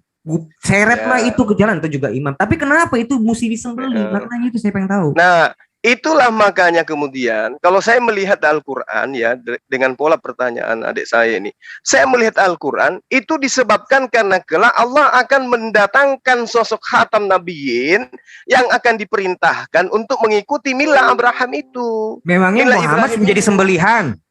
Gimana? Nah, memangnya Abraham jadi sembelihan? Bukan. Nah, Ibrahim diberi milah ajaran untuk kemudian menyembeli kurban, sampai keturunannya kan menyembeli kurban kan. Loh, itu kan jadi turun-temurun tradisi aja toh. Jadi nggak ada yang spesial dari Muhammad, baginda Muhammad. Kalau abang bilang itu nanti akan tuh datang, loh apa hubungannya? Kalau memang cuma hanya menurunkan, saya nanya makna sembelihannya itu. Makna sembelihan itu adalah ketaatan, keikhlasan, berserah diri gitu loh. Kenapa nggak diseret aja anaknya? Kenapa mesti disembelih? Lah itu sudah dicontohkan oleh Nabi Ibrahim. Apa? Itu tadi yang kuceritakan dalam surah As-Saffat. Bagaimana kemudian ingin menyembelih anaknya. Kan itu perintahnya. Karena di situ mau menyembelih. Karena menjalankan perintah tok. Jadi abang nggak bisa menjelaskan tentang sembelihannya kenapa mesti disembelih. Lah kan perintahnya. Iya tahu, itu tentang perintah. Tapi abang bisa nggak menjelaskan tentang perintah itu maknanya apa? Perintah itu maknanya. Oke. Maknanya itu adalah Allah menguji Ibrahim tingkat keikhlasannya dia untuk menyembeli anaknya atas perintah yang diberikan Allah kepadanya. Mau ndak orang ini? Karena kan gitu. Abang ngerti nggak sih kurban itu kenapa sih binatang itu disembelih? Kenapa sih? Kan mau dikurbankan.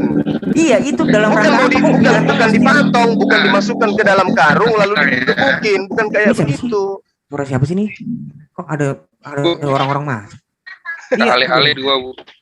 Ini siapa sih? Coba itu Bang, apa di mute apa suara muter bentar. Oke, lanjut Bang. Lanjut. Sembeli. Ya gitu, Bang. Jadi oke, jadi di sini menebusnya itu ini artinya mengganti ya? Iya. Mengganti. Kan itu yang diceritakan dalam Al-Quran. Kalau memang sudah kan si Bapak Abraham itu Ibrahim ini kan sudah nyata ya, sudah kalau dia beriman sama taat gitu. Kenapa nggak disuruh pulang? Udah pulang, kamu pulang aja. Jadi nggak perlu diganti-ganti, kan udah taat. Kenapa mesti diganti sembelihan yang besar? Lah, ini kan sudah menjadi. Saya mau nanya fokus di sembelihan. Kan itu sudah terjadi, adekku. Di Islam, di Kristen juga sudah memahami itu.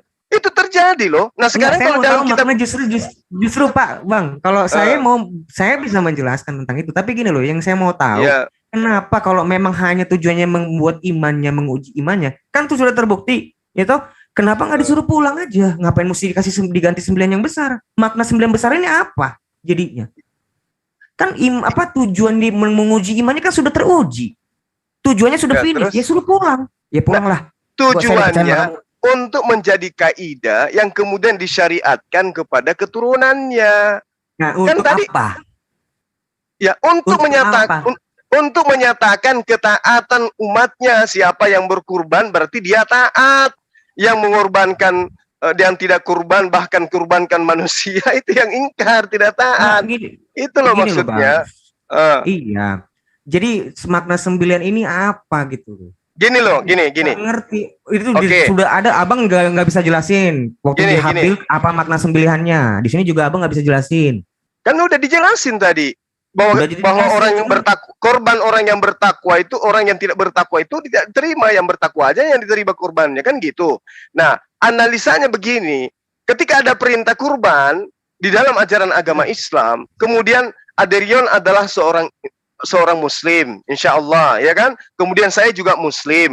Aderion orang kaya raya, saya orang biasa aja. Tapi ketika tiba masa perintah untuk berkurban, ya, adik saya ini kaya raya, seorang muslim, tapi tidak berkurban. Saya miskinnya saya, tapi saya berusaha untuk mengumpulkan harta saya yang sebisa saya membeli kurban, dengan ikhlas kemudian saya persembahkan kepada Allah kurban itu. Itulah orang yang bertakwa itu. Kalau orang kaya raya tidak bertakwa, mau menumpuk seperti apapun hartanya, tidak mau dia itu mengorbankan meskipun ayam sekalipun. Itu Ini loh, hikmahnya di situ. Makanya inilah kalau ini maaf ya Bang ya, ini bukannya maksud dalam rangka apa.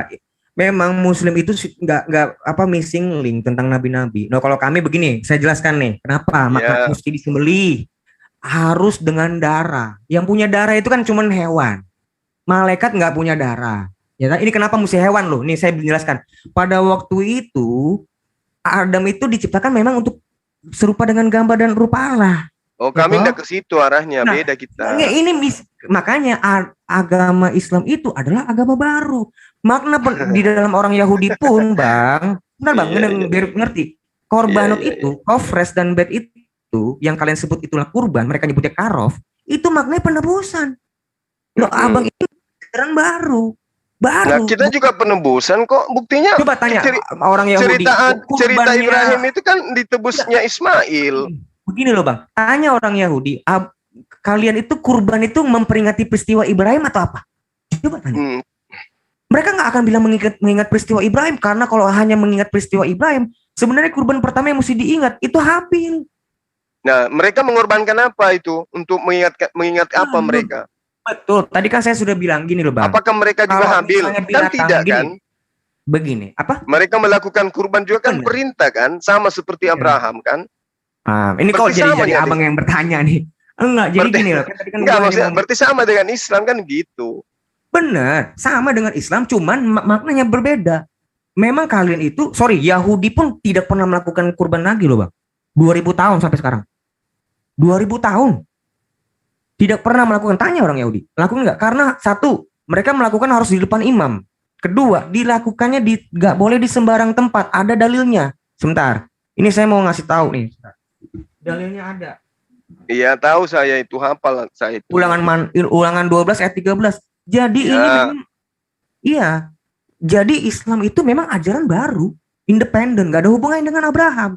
Apalagi yang nyembeli manusia, itu ajaran dari mana? Nah, gini loh, tentang kan maksudku gini, tadi aku jelaskan di Ibrani 10 ayat 5, binatang itu tuh angus Bang. Mereka melakukan itu tiap tahun terus kayak gitu tuh. Tahun depan dia lakukan lagi, tahun depan dia. Nah, kali ini kurban yang disediakan itu adalah kurban dari Tuhan itu sendiri, yaitu anaknya. Karena begitu besar kasih untuk dimuliakan dunia, sehingga ia mengharapkan. Itu dari Kristen. Itu beda. Memang betul, saya kan lagi menjelaskan nah, itu nggak diajarkan, para nabi nggak diajarkan itu. Itu makanya aku bilang, salib itu dari Roma. Justru kata Yesus, semua nabi itu menuliskan tentang dia. Iya, makanya tadi Mazmur kita bahas kan, Mazmur tentang dia kan itu. Itu kan tadi sudah kita bahas juga toh. Oke Bang, cukup. Terima kasih Bang. Waktunya sudah habis. Terima kasih. Terima kasih. Oke, alhamdulillah. Terima kasih Bang Zuma ya. Terima kasih. Dari yang kangen loh aku samamu. Malah kita jarang-jarang kan. Iya. Ketemu kapan-kapan lagi lah kita. Ini apa aku tanggal 20 aku di Jakarta, Dek. Jumpa kita ya. Apa? Oh enggak? Ayo siap Bang. Siap Bang. Tapi jangan dialog, jangan debat kita ya, ngobrol aja ngobrol. Jangan. Kita juga nelpon-nelponan kan nggak pernah debat. Iya kan? Oke lah. Ledekan. Oke lah Bang. Siap Bang. Oke, sip. Oke, thank you.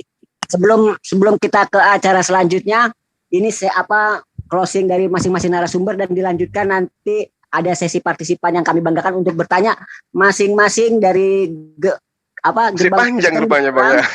Masih ada Bang. Minum. Masih ada kira-kira setengah jam lagi, insya Allah Bang. Nah, itu sesi partisipan masing-masing 2 orang Bang. Ini kita mulai dulu. Siapa partisipan yang mau ingin bertanya nih dari Kristen? Siapa 2 orang? Halo. Allahu Akbar. Halo. Ya istirahat dulu ya Ya, Pak. Pak Pemikir Ulung pertama, Imros. Pak Pemikir Ulung. Oke.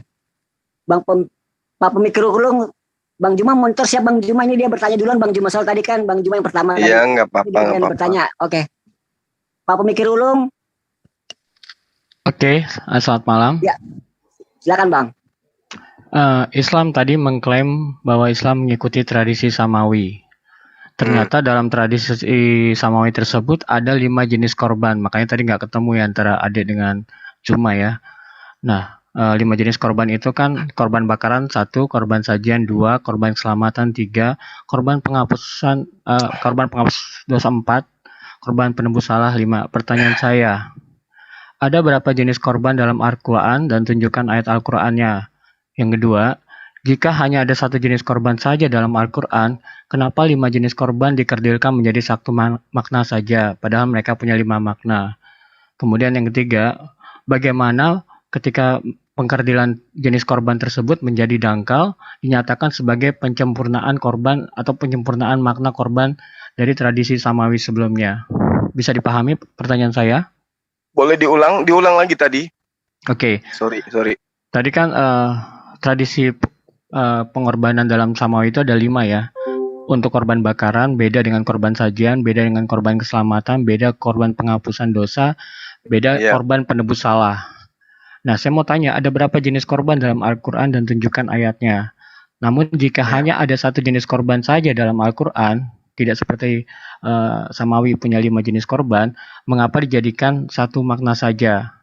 Kemudian bagaimana pengkerdilan 5 makna menjadi 1 makna itu disebut sebagai penyempurnaan dari makna korban sebelumnya? Iya. Oke, langsung Bang Juma dijawab. Makasih. Oke, baik. Jadi gini, berbicara mengenai kurban dalam ajaran agama Islam itu kemudian tidak mengacu kepada syariat yang didatangkan oleh Allah kepada Bani Israel. Tetapi kurban yang ada di dalam ajaran agama Islam itu mengacu kepada mila Ibrahim. Itu yang mengacunya itu ke situ.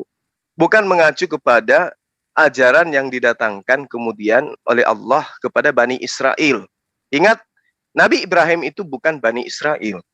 Nah, syariat yang diajarkan kemudian Islam itu hanya mengacu kepada perintah tentang berkurban yang diajarkan oleh Allah melalui perantaraan para nabi. Nah, tidak masuk kepada komponen syariat. Al-Quran hanya mengatakan begini. Bismillahirrahmanirrahim. Hurrimat alaikumul maitatu waddamu walahman khinzir wa ma uhilla li ghairillah bih wal munkhaniqa. Ya. Ini diterangkan oleh Al-Qur'an. Wal mauqudhah wal mutaraddiyah wan natiha wa ma akala sabu dan seterusnya. Nah, di sini diterangkan diharamkan bagimu memakan bangkai, memakan darah, memakan babi.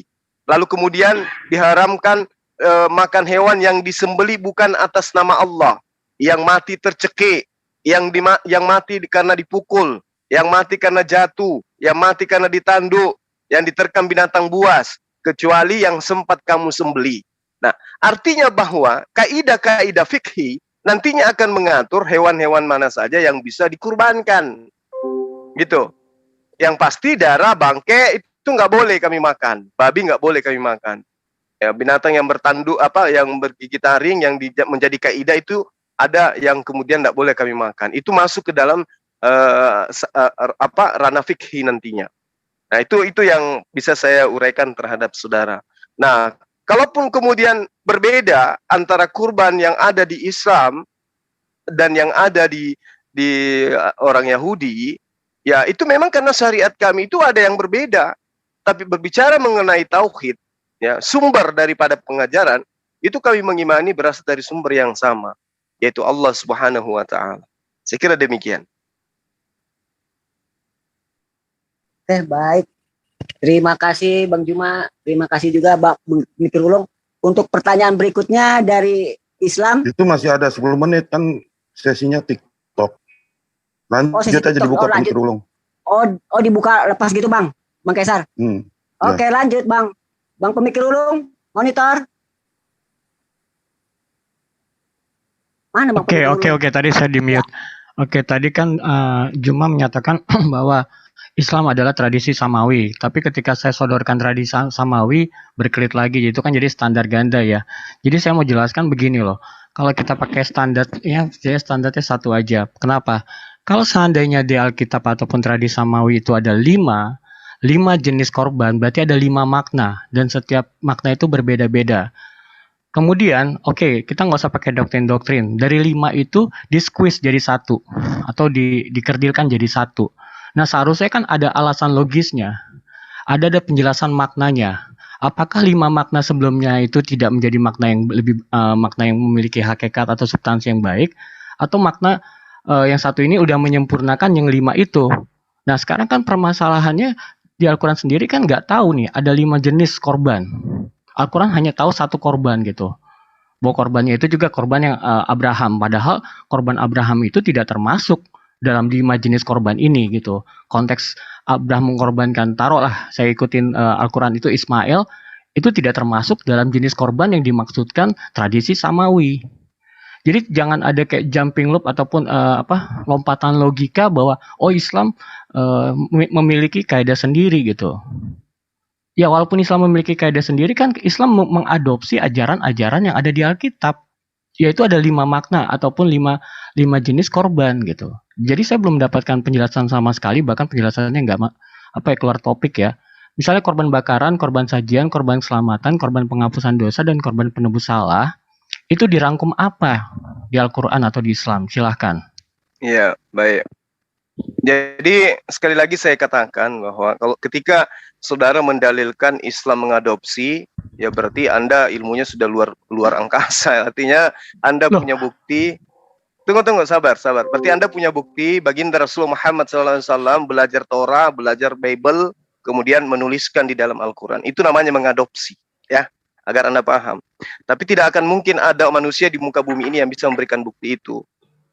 Jadi gini, syariat Islam itu tidak sama dengan syariat yang ada bagi Bani Israel.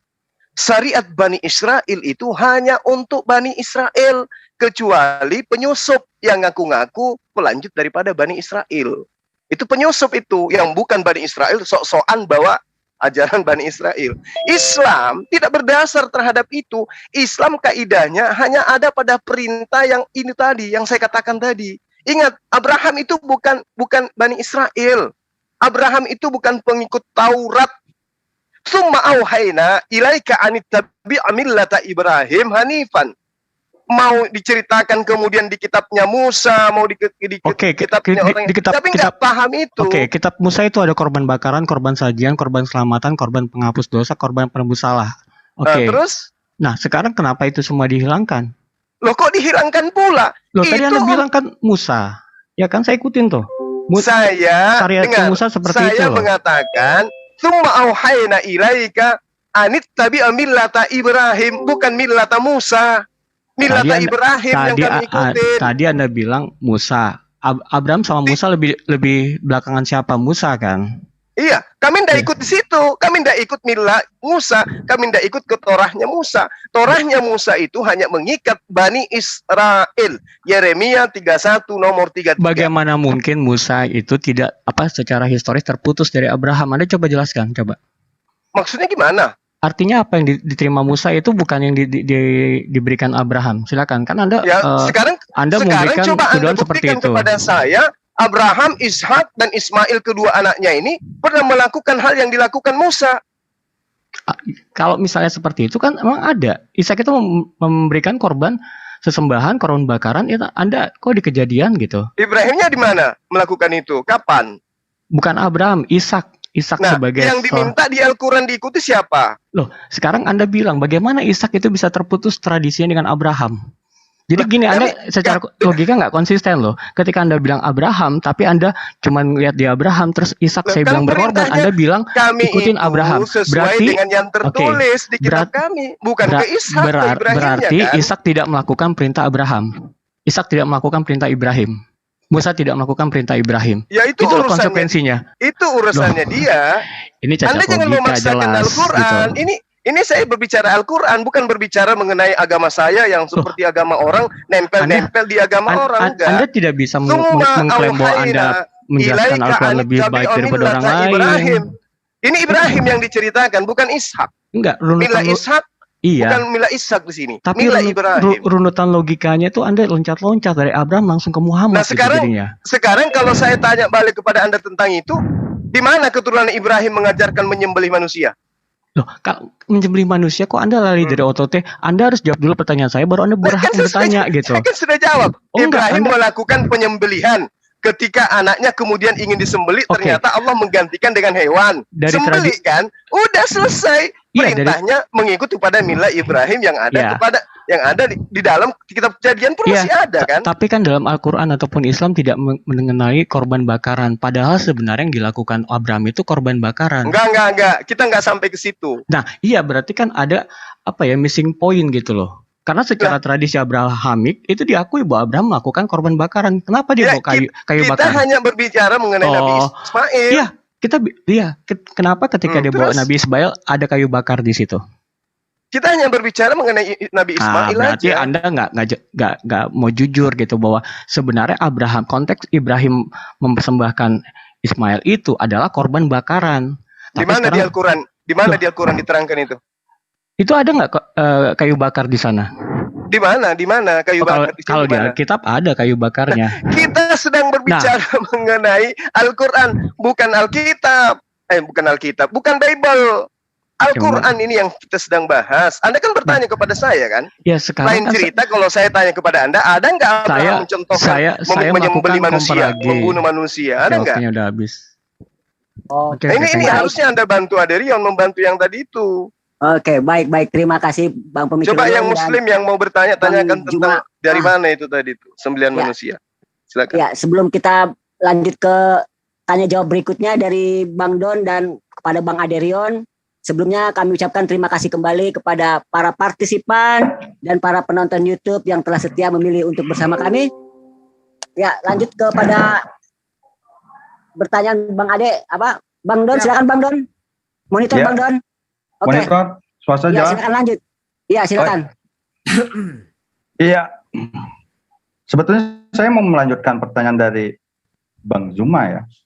Tentang dari mana itu ajaran bahwa manusia dibenarkan dikorbankan dan dihilangkan nyawanya, dicurahkan darahnya sebagai kurban penebusan, apalah itu, dosa apa. Nah, tadi saya dengar tipologi dari pengorbanan Yesus itulah tipologi dari Abraham kan begitu ya, dari Bang Aderion tuh. Betul. Ya, betul. Nah, jadi begini, jika tipologi pengorbanan nyawa manusia Yesus sebagai anak Tuhan atau ciptaan yang sulung kan? Allah, bukan anak Tuhan, anak Allah. Ya, silakan. Bukan anak Allah. Ingat jangan gitu, jangan dibuat anak Tuhan. Anak Allah, ya, ciptaan yang sulung, setuju ya kan? Bukan anak tunggal Bapa, bukan ciptaan yang sulung. Iya. Jadi jika tipologi pengorbanan nyawa manusia Yesus sebagai anak Allah, anak tunggal Bapa, justru saya dapati itu tipologi kaum kafir yang dilakukan Raja Moab yang telah mengorbankan anak sulungnya, persembahan kepada siapa? Dewa Moab. Siapa Dewa Moab? Dialah Raja Eglon ya kan, yang pernah menindas bangsa Israel tuh, yang tidak mengenal Tuhan bangsa Israel pada zamannya. Nah ini Kristen yang membunuh dipastikan siapa? Bapaknya. Yang membunuh anaknya Raja Moab siapa? Bapaknya. Yesus dibunuh sama siapa? Begini, kan masalah tipologi nih. Enggak, ya, makanya jangan mau samain. Itu kan tentang masalah dia kan memang mentumbakan. Tapi kan Yesus kan karena begitu. Ya, iya. Ya, kan yang membunuh dia kan orang pasukan Romawi kan Bang, bukan orang Kristen juga kan dia disembeli kan di mesbah kan enggak. Saya ngikuti istilah yang Anda pakai loh, tipologi. Apa itu tipologi? Betul, tipologi. Struktur, karakter, ciri yang menyamai dari satu perbandingan kan begitu. Makanya, kenapa ini bisa sama gitu loh? Raja Moab mengorbankan nyawa anak sulungnya, Kristen, Tuhan Ya, Bapa, anaknya mengorbankan anak tunggal yang dikasihinya. Doktrin ini sudah pasti satu tipologi, Bu. Yang bunuh anaknya siapa? Anaknya Raja Moab siapa? Itu dibaca di 2 Raja-Raja 3 ayat 27. Iya, yang bunuh nggak perlu. Yang bunuh anaknya itu siapa? Ya, saya pakai dalil aja lah, nggak usah pakai asumsi ya. Iya. Ini 2 Raja-Raja 3 ayat 27 saya bacakan. Karena itu ia mengambil putra mahkotanya, lalu mempersembahkannya di atas tembok kota sebagai kurban untuk dewa Moab. Betul. Yang bunuh siapa? Orang Israel sehingga mereka menarik mundur pasukan mereka dan dari kota itu lalu pulang ke negeri mereka. Artinya ada. Ya. Yang bunuh siapa? Yang Bapaknya. bunuh anaknya siapa? Raja Bapaknya. Moab. Yang bunuh Yesus siapa? Oh, ya makanya ini sama. Nah, kan beda kan? Kenapa kamu samain? Ya udah, kenapa kamu sama-samain? Lah, Yesus itu masalahnya tipologinya sama, Bro, mengorbankan nyawa manusia. Enggak, bukti kamu nggak bisa beda. Kamu nggak bisa nyamain kok. Sekarang yang bunuh anaknya itu siapa? Bapaknya. Nah, yang bunuh Yesus siapa? Begini, iya. Nah, kita balik lagi ke istilah beda Bang. Beda Bang. Berarti pengajaran tipologi Ibrahim tidak sesuai dengan yang tadi ente bilang dong. Loh, bukan kan dia kan Tuhan menyediakan. Dikasih hewan kibas itu yang jadi disembelih anaknya itu dan bapaknya itu yang Ibrahim sendiri. Enggak seperti itu caranya, nggak seperti apa yang kamu pikir. Memang ada anak maksudnya tipologi dari Abraham itu yang seharusnya anak tunggalnya Abraham itu mati harus diserahkan disembelih, tapi digantikan sama Tuhan itu sendiri dari apa yang dia kerjakan sendiri. Disediakanlah anak domba pilihan Tuhan datang tiba-tiba ucuk-ucuk di belakang itu. Tapi bukan berarti tipologi itu nggak berarti sama 100% begitu, Abang. Siapa?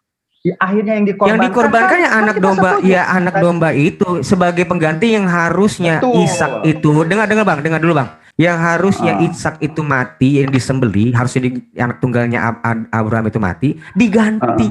Yang harusnya diganti apa? Don Rapture mati karena dosanya diganti. Nah itu loh, tipologi seperti itu. Tapi kalau apa? Hewan ternak. Betul. Kan? Iya. Habil hewan ternak. Benar. Nabi Ibrahim hewan ternak. Musa hewan ternak. Daud hewan ternak. Nah ini kan tadi kan saya sudah jelaskan kalau binatang itu nyawa manusia, Bro. Abang, sebentar dulu Bang. Gini ya, tentang kurban yang dilakukan Yesus itu bukan ajaran. Yesus itu nggak pernah mengajarkan kita, dengar dulu. Yesus tidak pernah mengajarkan kita untuk mengkorbankan manusia, bukan. Dia itu menggenapi tipologi yang dituliskan para nabi-nabi sebelumnya dengan datangnya nanti Mesias ini, Sang Juru Selamat ini. Iya betul. Iya. Makanya ada pertanyaan dari Bang Juma. Di mana ada pengajaran Nabi? Itu bukan ajaran. Dia datang menggenapi terkait. Itu bukan ajaran, Bang. Itu bukan ajaran. Kami nggak pernah orang Kristen tuh disuruh menumbalkan manusia, nggak pernah. Kalau ajaran tuh gini, misalnya sunat, gini Bang, gini, sunat ini ajaran nih, maksud dengan ajaran. Misalnya kamu sunatkan itu, nah saya sunat, itu ajaran.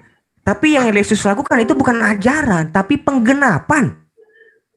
Penggenapan. Iya, penggenapan tentang apa segala yang tertulis, yang itu bayangan-bayangan yang ditulis di dalam kitab Taurat, Nabi dan kitab Mazmur itu dipenuhi oleh Yesus. Lukas 24 ayat 44 tadi. Gitu. Ya makanya tentang penebusan. Saya tuh hanya menyamakan kenapa ini bisa sama gitu loh. Kan kita bicara tipologi, ya kan. Buktinya gagal kok kamu nyamain. Ya kamu kan buktinya gagal kan. Sekarang yang bunuh Moab siapa? Yang bunuh anaknya Moab siapa? Bapaknya bukan? Iya sebentar begini. Ya kita runut Moab aja. itu ntar lu biar kita finish gitu loh pertanyaan kamu. Yang bunuh anaknya Moab siapa? Bapaknya kan? Pertanyaannya begini. Yang bunuh Yesus siapa? Yang bunuh Yesus siapa? Kita samain dulu aja tipologinya nih. Raja Moab atau Eglon itu di 2 Raja yang bunuh siapa? Yang bunuh anaknya siapa? Yang bunuh anaknya siapa? Bapaknya. Nah, sekarang yang bunuh Yesus siapa? Nah, nanti gue ke sana. Makanya kenapa nanti sekarang aja yang bunuh Yesus siapa? Yang bunuh Yesus siapa? Nanti ada pertanyaan selanjutnya. Kenapa hukuman salib itu hukuman kaum kafir Romawi, Bro? Tidak Loh, ada memang kenapa? didapati saya mendapatkan hukum Taurat itu. Itu kan cuma masalah Romawi. teknis. Disiksa Itu kan perlahan-lahan untuk menghilangkan nyawa orang, itu nggak ada itu di Taurat. Kalau Silakan misalnya dicari. Di Mesias nama itu, 13 kitab Abang, nggak ada, bro. begini Bang, kalau memang di zaman sekarang Yesus itu datangnya di zaman sekarang reformasi, ditembak Yesus. Ya pada waktu Ya kan, itu hukuman mati yang ada yang itu zamannya disalib. Dan tentang salib itu juga ada di Mazmur 22 dan ayat 17. Enggak. Itu juga tentang salibnya ada. Artinya Ada kesimpulannya paku begini. tertusuk tanganku. Kesimpulannya Ya udah, begini. Bang. Kok Tipologinya- kesimpulan? Kok kamu jadi nyimpulin, kan kamu nanya. Iya, makanya nih belum sampai ke pertanyaan. Pertama ya. Tapi udah nyampe ke kesimpulan. Bukan, maksudnya kesimpulan pertanyaan gue. Tipologinya ada kesamaan pengorbanan nyawa manusia dilakukan oleh Raja Moab. Dia adalah suku kafir yang pernah menindas Israel, kan begitu. Ini ada kesamaan nih. Yesus katanya mati. Nah, menyatakan ini loh, nyawanya, kan kurbannya Raja Moab itu dalam rangka apa coba? Itu hukumannya beda, pun, Bang. Beda. hukuman Itu namanya kafir penumbalan. yang tidak didapati Enggak oleh lah hukum gitu. Taurat di Enggak. perjanjian lama. Maksudnya pertanyaan saya tuh mengerucutnya begini. Sebetulnya ajaran Kristen itu mengikuti agama dewa Moab, apa kaum kafir, atau agama Moab atau penyembah dewa membenarkan ajaran doktrin Kristen gitu loh. Gini, aku mau share screen seperti yang tadi saya bilang. Kalau misalnya binatang itu, Bang, itu kan mati jadi ke debu. Besok tahun depannya dia lakukan lagi terus sampai sebegitunya. Bahkan sekarang Yesus, orang Yahudi nggak bisa melakukan kurban bahkan. Nah, Yesus itu adalah kurban yang datang dari Tuhan itu sendiri, yaitu yang notabene itu adalah firman yang menjadi manusia. Dia itu nggak mati, justru dia itu menaklukkan maut. Dibangkit. Pertanyaannya Beda gini dengan aja, binatang. Makanya kenapa Makanya, binatang itu ya, selalu pertanyaannya terus. simpel aja, bro. Iya, kamu dari tadi Pertanyaannya simpel nih. juga. Iya. Iya, kalau itu nggak mau dijawab, pertanyaan simpel. Saya udah jawab, cuman kamu kan nggak kalau terima. ada peribadatan, ya kalau ada peribadatan, ya kan, ada peribadatan itu tentang pengorbanan. Pasti poin interestnya itu siapa yang dikorbankan begitu. Nah ini mana sama pengajaran Nabi dan pengajaran Kristen nih. Kalau memang mengakui Yesus itu yang hilang nyawanya itu, dihukumnya juga hukum cara kaum kafir Romawi itu nggak ada didapati di hukum-hukum Torah, nggak ada. Nah, silakan dijelaskan gitu loh. Udah dijelaskan. Tadi tentang masa binatang itu kan setiap hari ada tadi di Ibrani 10 ayat 5 itu loh. Kenapa sih sebenarnya binatang itu nggak berlaku lagi? Karena binatang itu tiap tahun mereka melakukan itu. Dan itu nggak akan bisa menghapus dosa.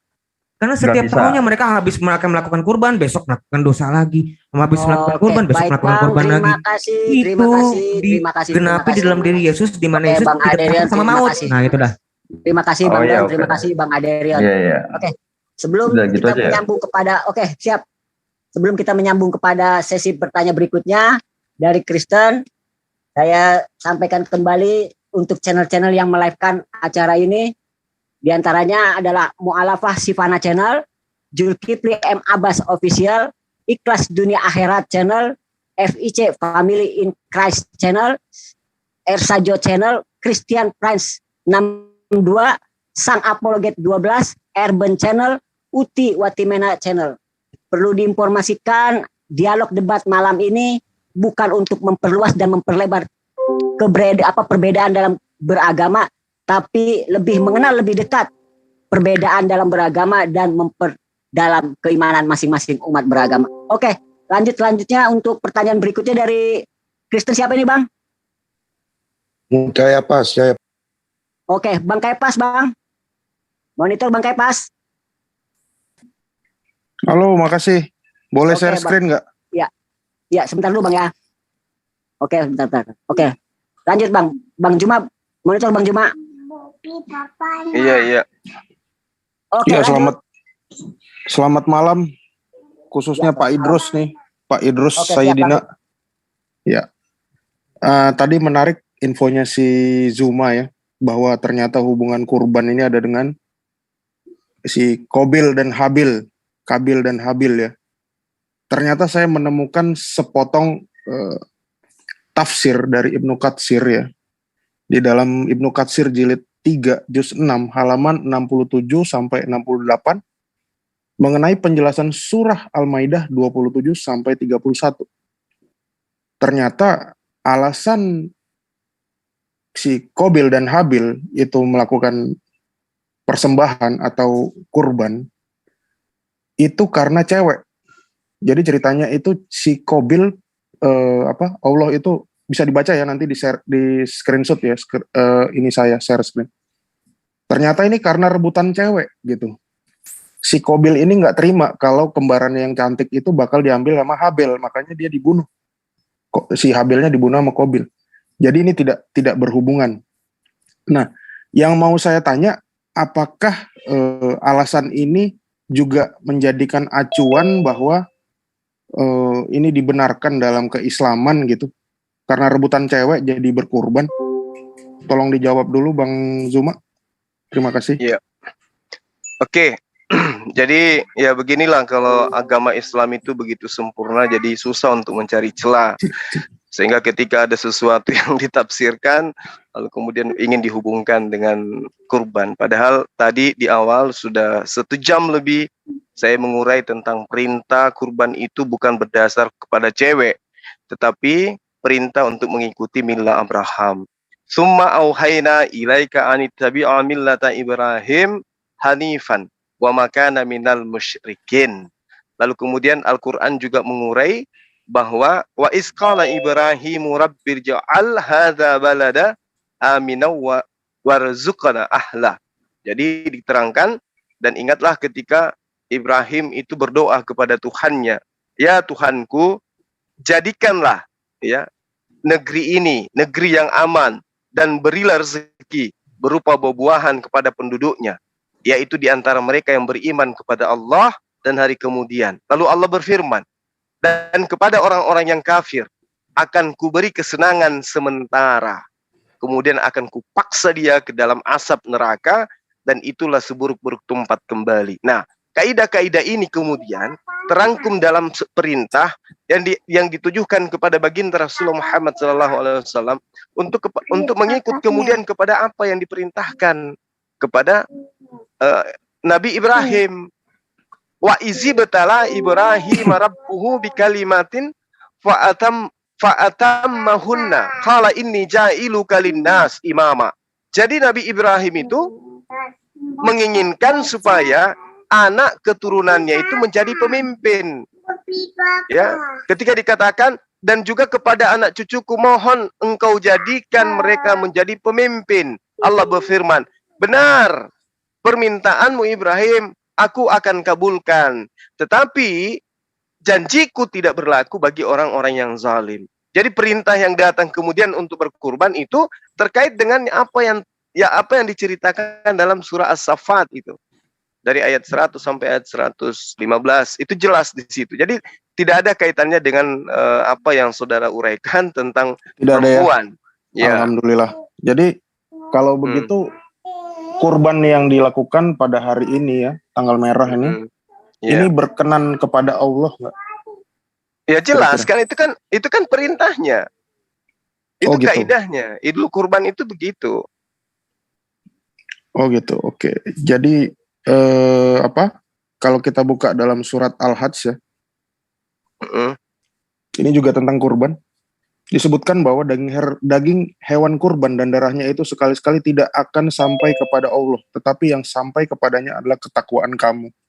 Yeah. Nah, ini aku nggak menanyakan tentang ini, nggak mengkontradiktifkan, tapi aku mau bertanya, kira-kira apakah yang di dalam kitab Taurat kami itu berhubungan dengan yang dilakukan sama orang Islam pada hari ini, Bang? Kira-kira? Iya, jelas. Jelas ya? Iya. Dari sisi kurban. Nah, iya. Kalau kita baca di dalam Perjanjian Lama, ada satu hal itu yang tidak pernah dilakukan dan tidak dikenal oleh orang Islam saat berkurban. Iya. Itu adalah, mau tahu apa? Itu adalah mesbah. Nih, di dalam Kejadian 22, pada saat Ishak dan pada saat anak yang mau dikurbankan, ya, versinya Yahudi dan Kristen adalah Ishak, Islam adalah Ismail. Di sini ada mesbah. Nah, bagaimana posisi mesbah ini di dalam keislaman? Ya. Jadi gini, ketika Anda berbicara mengenai keterkaitan antara kurban yang dilakukan oleh Nabi Ibrahim dan juga umat Islam, Nabi Ibrahim itu tidak melakukan kurban di mesbah. Kecuali kalau Anda ingin menunjukkan kepada kita bahwa Abraham melakukan kemudian penyembelihan anaknya itu pada saat penyembelihan anak tunggalnya itu dilakukan di mesbah. Ada enggak? Bisa enggak Anda uraikan? Ya, kalau saya uraikan semua semua kurban harus dilakukan di mesbah. Tapi setelah saya mencari-cari ya, ternyata di dalam Quran, tafsir dan hadis tidak ada satupun kata-kata mesbah. Itu bagaimana tuh? Yang ada mesbahudin nama orang. Iya, betul. Jadi kalau kita berbicara mengenai mesbah, itu berbicara mengenai tempat untuk mempersembahkan kurban kepada Allah. Kan gitu ya? Berarti kalau di dalam ajaran Islam, berarti mesbah itu identik juga dengan masjid. Karena kenapa? Perintah. Kenapa rupanya? Silakan. Gereja mesbah ya, bukan? Silakan, nanti aku jelaskan gampang. Lanjut aja Bang, lanjut silakan. Ya, karena kalau kita berkurban itu biasanya di mana kita melakukan salat Id, di situ diadakan kurban. Misalnya kita Idnya di masjid, di situ diadakan kurban. Kalau misalnya dia di lapangan, di situ kita adakan kurban. Ya, itu yang disunahkan di dalam agama kami.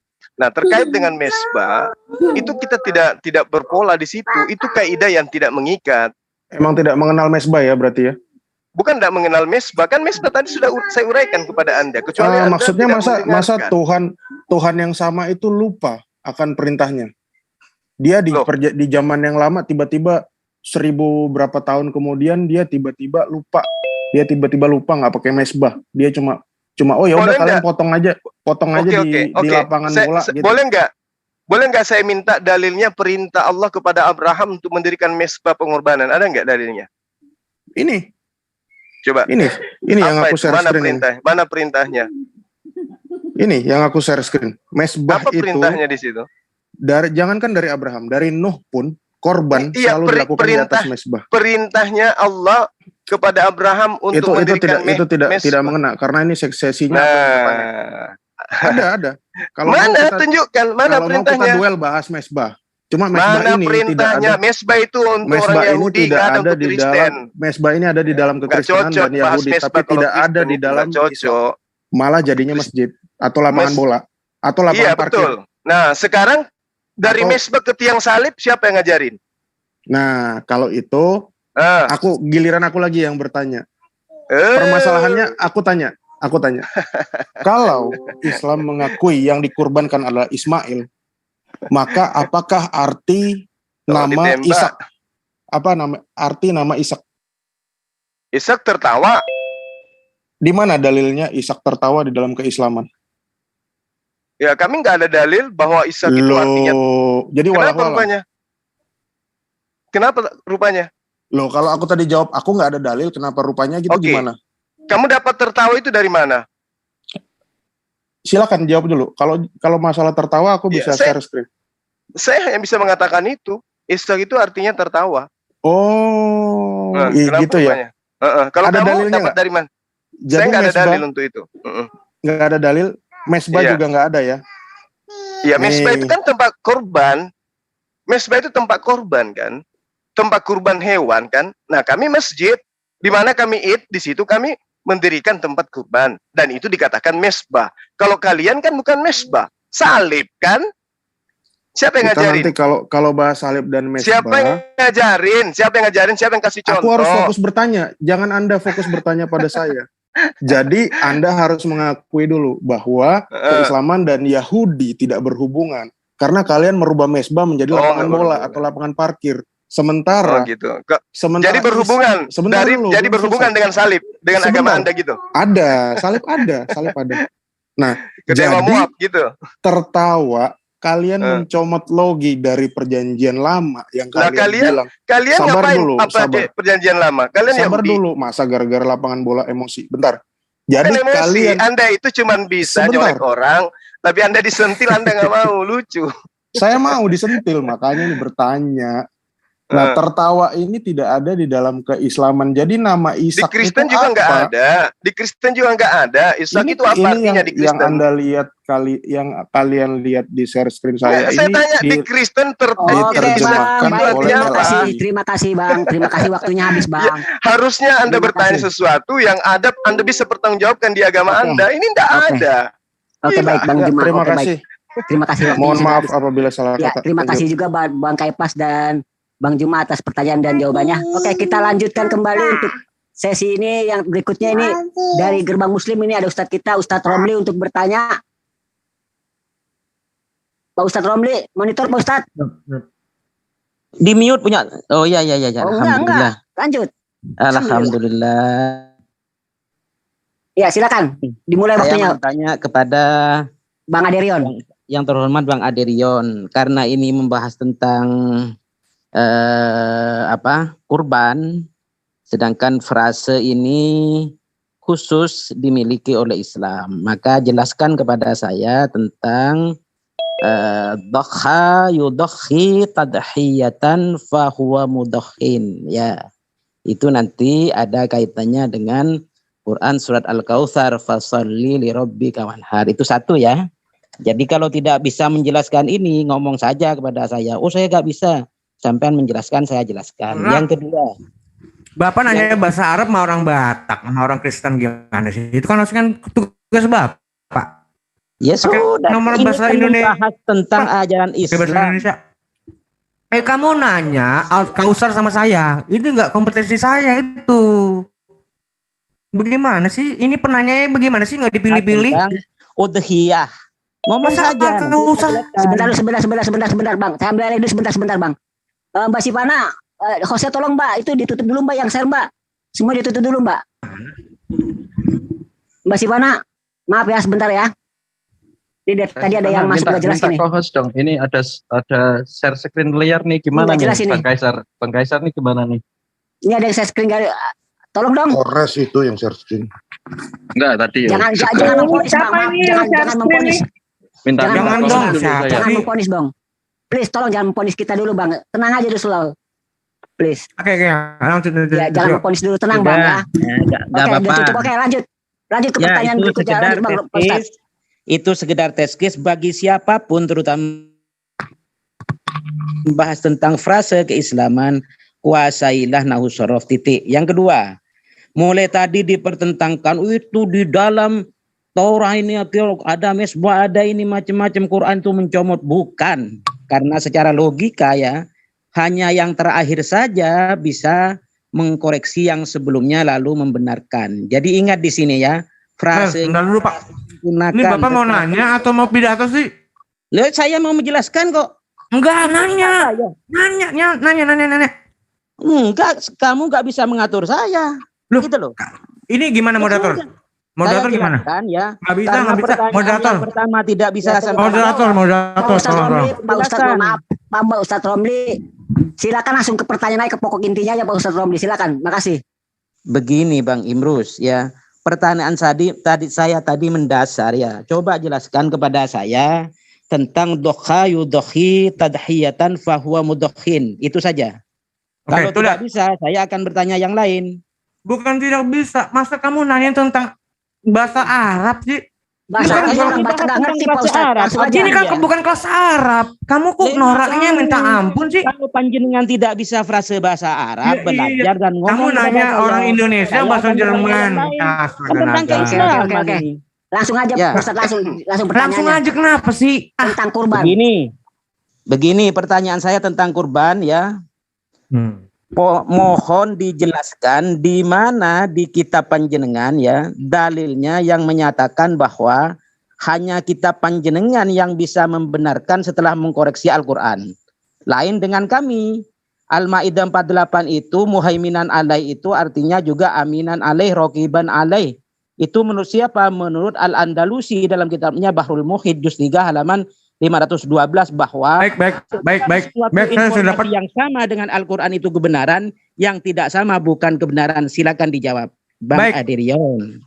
Gini. Membenarkan itu maksudnya gimana? Bapak itu nutut ayat di dalam Alkitab kami kalau gimana? Harus ada kalimat apa? Nah, begini kan tenang ya, karena tadi panjenengan sudah gak bisa. Ini saya sambil makan loh. Ini sambil makan Ya, kurang santai apa nih? Sambil makan selonjoran gua. Nyeloni bojo Iya, saya yang ini. Ya, silakan. Ya. Jadi jelaskan di ayat Bible panjenengan apakah ada frase membenarkan.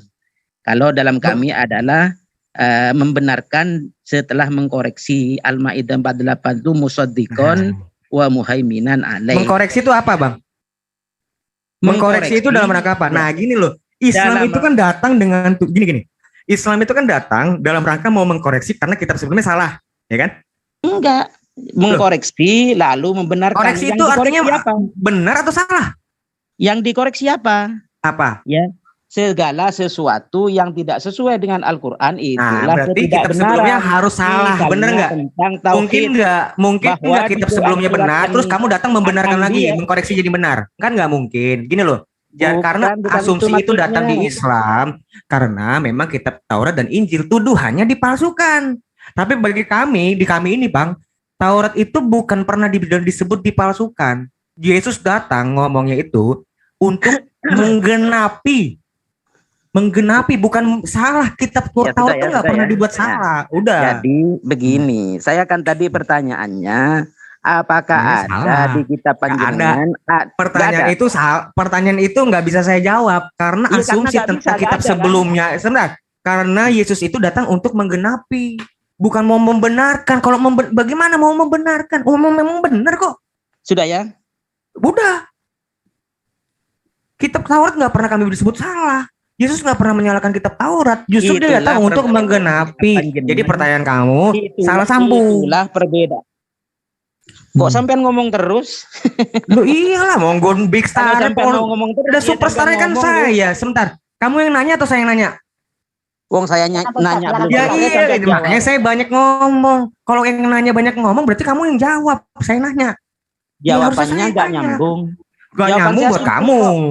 Apakah salah, tapi superstarnya saya. Dengan frase tentang membenarkan setelah mengkoreksi. Jawab saja, ada atau tidak? Ya, saya dibilang pertanyaan itu nggak pas dibilang saya karena saya menurut iman kami kitab itu tidak pernah salah. Tuhan kami tidak pernah berfirman yang salah. Makanya tidak ada frase membenarkan, mengkoreksi, nggak pernah. Firman kami nggak pernah salah, makanya sehingga perlu dikoreksi. Frase seperti itu yaitu musaddiqon wa muhaiminan alaih. Itulah karena tuduhannya kitab sebelumnya kan diubah-ubah, Bang. Benar, karena di dalam Islam datang mengkoreksi kitab-kitab sebelumnya, begitu loh. Dikoreksi. Nah, itu yang kedua ya. Yang kedua ya. Jadi hapuslah segala pernyataan bahwa Al-Quran mencontek, menjiplak macam-macamnya. Karena apa? Al-Quran itu tupoksinya adalah membenarkan. Membenarkan apa? Setelah mengkoreksi.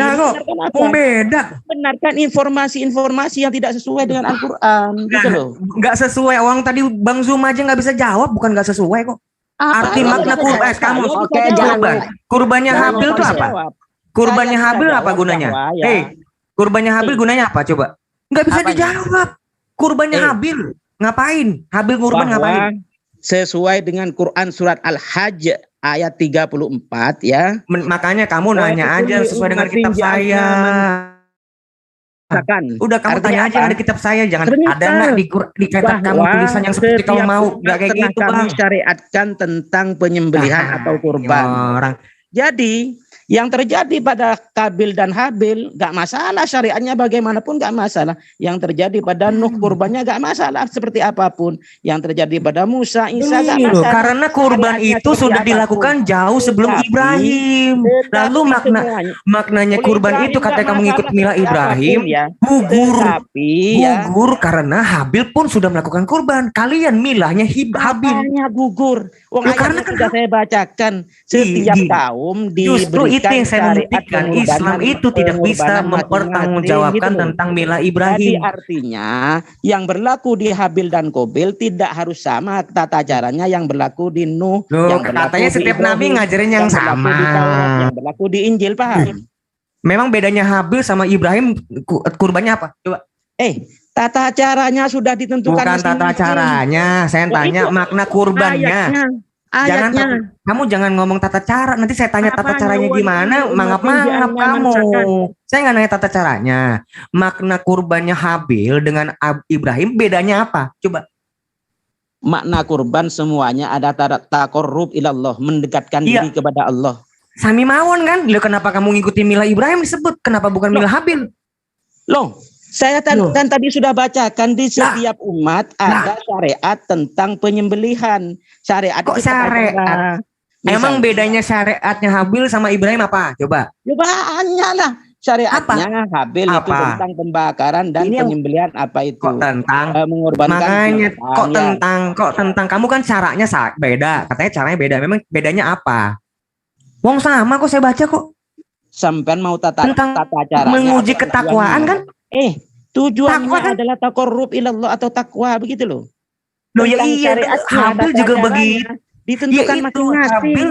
Good. Apa? Makanya kenapa kamu menyebutkan mengikuti Mila Ibrahim? Habil juga melakukan itu, bro. Karena perintah itu. Lah, perintah. Memang Habil inisiatif. Memang Habil inisiatif. Perintah kami mengikuti Habil inisiatif milah atau enggak? Ibrahim, bukan milah Habil bukan melakukan milah kurban Adam. inisiatif. Lihat di TV. Tetapi Lihat di Mading. semuanya Dia kan diperintah kami juga kan. hormati. Ya. Jadi karena itu merupakan perintah ya kami ikutilah. Karena hadisnya aja jelas kok. Qala Allah Ta'ala man lam yarda Kan juga karena perintah. Iya, Habil itu juga karena perintah. Kalau siapa saja yang tidak suka dengan perintahku, tidak ikhlas dengan musibah Mila yang Ibrahim kuberikan sama. padanya, silakan Bukan tentang mencari tidak suka, Tuhan saya minta yang pertanggungjawaban lain selain iman aku, kamu. begitu loh. Apanya Kok kamu mencari ini gak Tuhan? Saya nyambung. ngomong kurban. Wong saya begini, kalian Islam nggak akan bisa menjelaskan makna kurban. Loh, makna kurban itu adalah taqarrub ilallah kok. Saya ingatkan kepada Bang Aderion jangan memponis lebih dahulu ya. Oke. Ini udah 30 detik, ini waktunya Makanya saya. sampean tidak mengerti masalah frase Kamu nggak bisa bedain. Loh, kamu nggak bisa bedain kurbannya Habil sama Ibrahim. Cuman beda orang tuh. Cuman Sudah beda saya orang. jelaskan bolak-balik ya. Syariatnya itu berbeda gak masalah. Ya syariatnya bedain di mana? Loh, tentang tata caranya yang berbeda gak masalah itu. Bukan urusan saya. Kita diperintah Ya, untuk mana bedanya, mengikuti mana? milah Ibrahim. Loh, kalau jadi kamu bukan urusan kamu, tapi kamu kenapa bisa bilang itu masalah syariat? Oke, baik. Terima kasih. Terima kasih. Terima kasih untuk Ustaz Romli atas pertanyaannya. Terima kasih juga untuk Bang Aderion. Ya, Sebelum terima kita kasih. berlanjut untuk closing dari masing-masing narasumber, Ya. saya sebagai moderator mengucapkan terima kasih kepada partisipan baik dari Muslim yang semoga Allah rahmati dan dari Kristen yang selalu terkasihi. Oke. Terima kasih kepada para penonton YouTube yang telah setia untuk memilih bersama kami hingga akhir acara. Ya, untuk diketahui bersama, acara ini di-live-kan oleh channel-channel yang sudah kami sediakan, diantaranya Mu'alafah Sifana Channel, Julkifli M. Abbas Official, Ikhlas Dunia Akhirat Channel, Ersa Jo Channel, FIC Family in Christ Channel, Christian Prince Plus 62, Sang Apologet 12, Urban Channel, Uti Watimena Channel. Oke, baik. Terima kasih. Acara ini juga terselenggara berkat kerjasama antara FDLA, Forum Dialog Lintas Agama, Mbak Sifana, dan saudara kita yang terkasih ada Bang Kaisar dan rekan-rekan. Oke, untuk selanjutnya akan kita tutup dengan opening dari masing-masing narasumber 5 menit tanpa menimbulkan pertanyaan baru. Oke Bang ya. Dimulai dari Bang Juma pertama. Bang Juma, monitor Bang Juma. Terima kasih. Bang Juma. Iya. Ya, oke. Silakan Bang Juma untuk closing statement. Baik. Bismillahirrahmanirrahim. Assalamualaikum warahmatullahi wabarakatuh. Jadi sahabat yang dimuliakan oleh Allah, berbahagialah kita ya, karena prosesi ibadah yang kita lakoni di dalam ajaran agama Islam itu juga dilakoni oleh para nabi terdahulu. kurban kita yang kita lakukan hari ini itu adalah merupakan wujud bukti bahwa agama Islam itu adalah rahmatan lil alamin. Orang miskin, yatim piatu yang tadinya tidak bisa merasakan nikmatnya makan daging, hari ini ya seantero dunia merasakan daging. Itu salah satu hikmah daripada cinta kasih ajaran agama Islam itu. Nah, dari pengorbanan yang dilakukan oleh Nabi Ibrahim yang bersedia menyembelih anaknya yang tunggal, yaitu Nabi Ismail, umat Islam belajar bahwa ya egois seorang terhadap dunia itu sama sekali tidak boleh mengungguli kecintaan kepada Allah. Kecintaan terhadap anak, kecintaan terhadap harta, kecintaan terhadap apapun itu tidak boleh mengungguli kecintaan kita kepada Allah.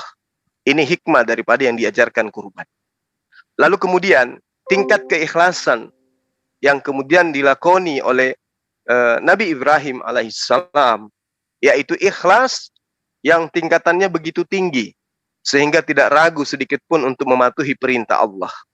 Nabi Ibrahim dan Ismail menunjukkan sesuatu yang bahkan melampaui batas-batas keikhlasan, melampaui makom-makom ikhlas. Nabi Ibrahim rela mengorbankan anak yang dikasihinya untuk mempersembahkan kepada Allah.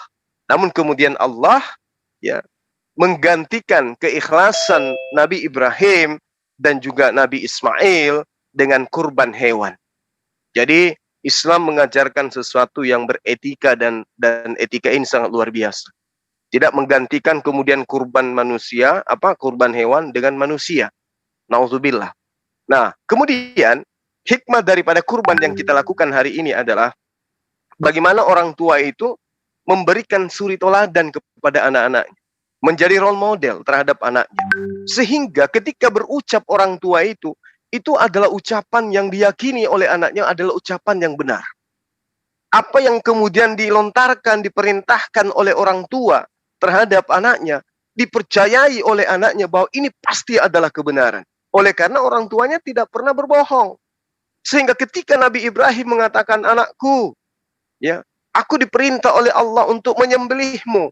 Apa yang dikatakan oleh Ismail? Silakan wahai ayahku. Kenapa Ismail membolehkan? Karena dia yakin orang tuaku nggak mungkin berdusta. Orang tuaku ini nggak mungkin melakukan sesuatu yang keliru. Karena sepanjang hidupku, aku melihat orang tuaku ini adalah orang tua yang jujur, orang tua yang baik, orang tua yang tunduk atas perintah Tuhannya. Sehingga apa yang diceritakan, apa yang diminta untukku hari ini, itu adalah sebuah kebenaran.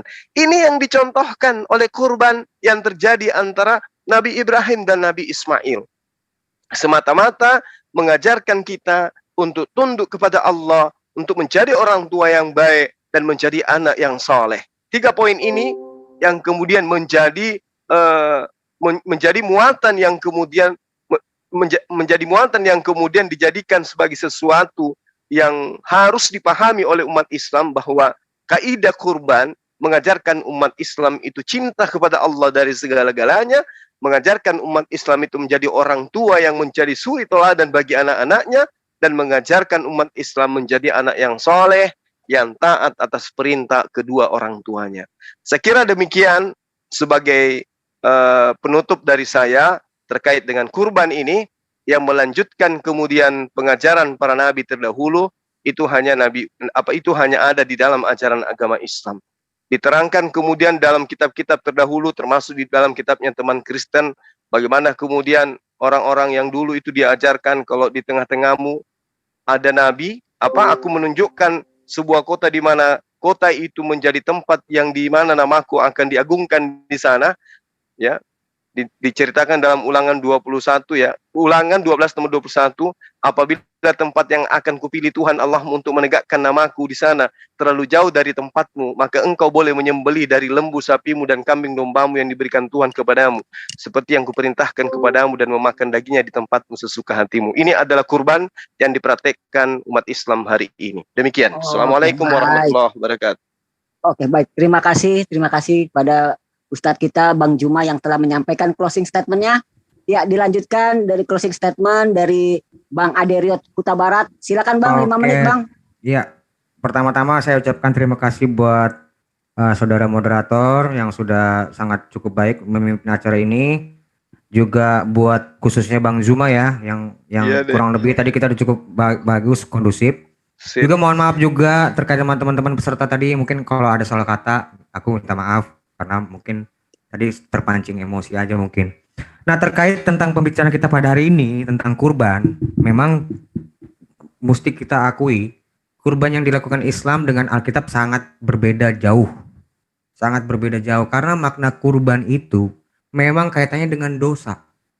Bukan tentang hanya ketaatan. Karena tentang taat pun ya menyunat juga ngomongin nanti taat.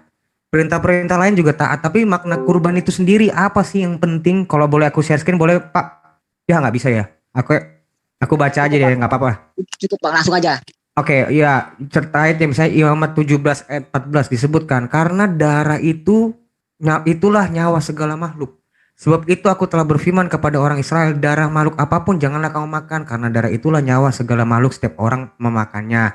Imamat 16 ayat 21 ini kaitannya tadi kan ngomongin tentang masalah darah itu kenapa penting. Makanya kenapa tadi saya nanya kenapa sembelih, kenapa nggak diseret atau kenapa nggak ditampar-tampar? Itu kan juga membuat iman juga kan. Tapi mesti ada darah yang tercurah. Darah itulah yang menyebutkan nyawa karena seharusnya manusia itu mati, Bang.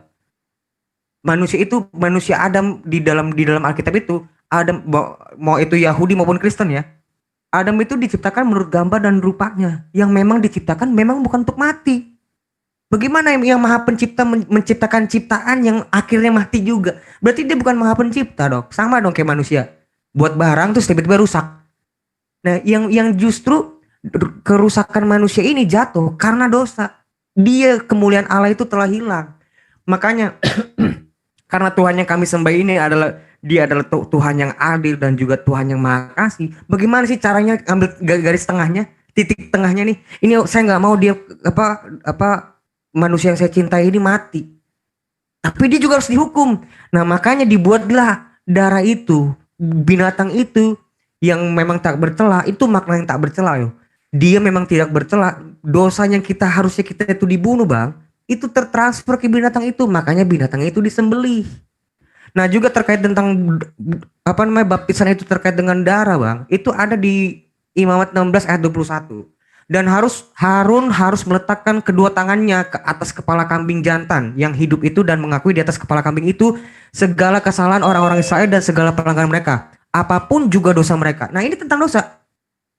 Kurban itu bukan ngomongin tentang bagi-bagi daging, ini dosa. Makanya setiap mereka melakukan kurban, darah itu dicipratkan di mezbah itu. Itulah tadi kenapa ditanya tentang mezbah itu kenapa penting. Dari Abraham sudah ada, Bang, mezbah. Nah, Yesus inilah kurban yang sempurna karena apa? Datangnya dari Tuhan itu sendiri yang adalah juru selamat itu. Yesaya berapa tuh ya? 43 ayat berapa gitu, lupa aku. Itulah akulah Tuhan, tidak ada juru selamat selain pada aku. Yang ada pun anak manusia yang turun di dalam awan-awan itu, dialah disebut firman itu yang menjadi manusia, menjadi kurban segala tebus, buat kurban bagi seluruh umat. Matius 26 ayat 28. Itu penggenapannya, Bang. Karena apa? Kalau bayangan kurban binatang itu bayangan-bayangannya, bayangan Mesias ini, Bang. Seluruhnya kamu bayangin aja tentang masalah Yusuf yang ditinggalkan sama saudara-saudaranya, itu tipologinya Yesus. Justru orang-orang Yahudi menolak dia, saudara-saudara dia yang menolak dia. Orang-orang lain malah menerimanya dia. Maka maksudnya Yesus itu ngomong seluruh nabi itu menuliskan tentang dia. Apapun yang Yesus lakukan itu ditulis di kitab nabi-nabi dan kitab Taurat dan kitab Mazmur.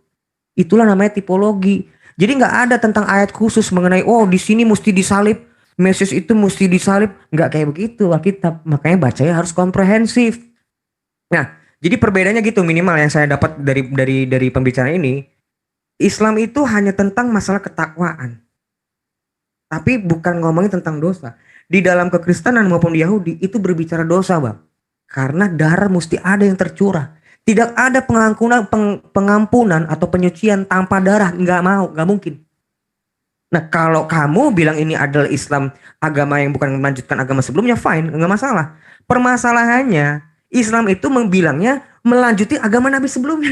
Kan kita mesti tahu korelasinya apa gitu. Setiap maknanya berbeda kok, saya ngelihat. kurbannya beda. Makanya Islam, Muslim minimal ya, bukan Islam dah. Muslim itu mungkin polemikus ini nggak bisa menjelaskan makna kurban. Oh, hanya bertakwa. Oke. Baik. Terima kasih Bang Aderian. Terima kasih Bang Aderian atas closing statementnya. Oke, ini waktunya untuk closing moderator untuk mengucapkan banyak-banyak terima kasih kepada para partisipan yang kami banggakan, juga kepada para penonton YouTube channel dimanapun Anda berada. Semoga kebahagiaan selalu menyertai kita, menyelimuti kita bersama. Ya, izinkan dari meja moderator saya membacakan kalimat berikut. Semua agama mengetahui, umat-umat beragama mengetahui. Ketika berdoa meminta kepada Tuhan Allah, mengetahui jika permintaannya Allah Tuhannya maha mendengar, maha melihat, lagi maha mengetahui. Ketika berdoa selalu mengingat Tuhannya maha melihat, maha mendengar, maha mengetahui. Tapi ketika dia bermaksiat kepada Allah, kepada Tuhannya, dia tiba-tiba lupa, terlupakan dan dilupakan bahwa Tuhannya maha melihat, maha mengetahui, lagi maha mendengar ketika bermaksiat. Mudah-mudahan kita bisa mengambil pelajaran dari kalimat singkat ini. Terima kasih saya ucapkan kepada narasumber kita yang terbaik.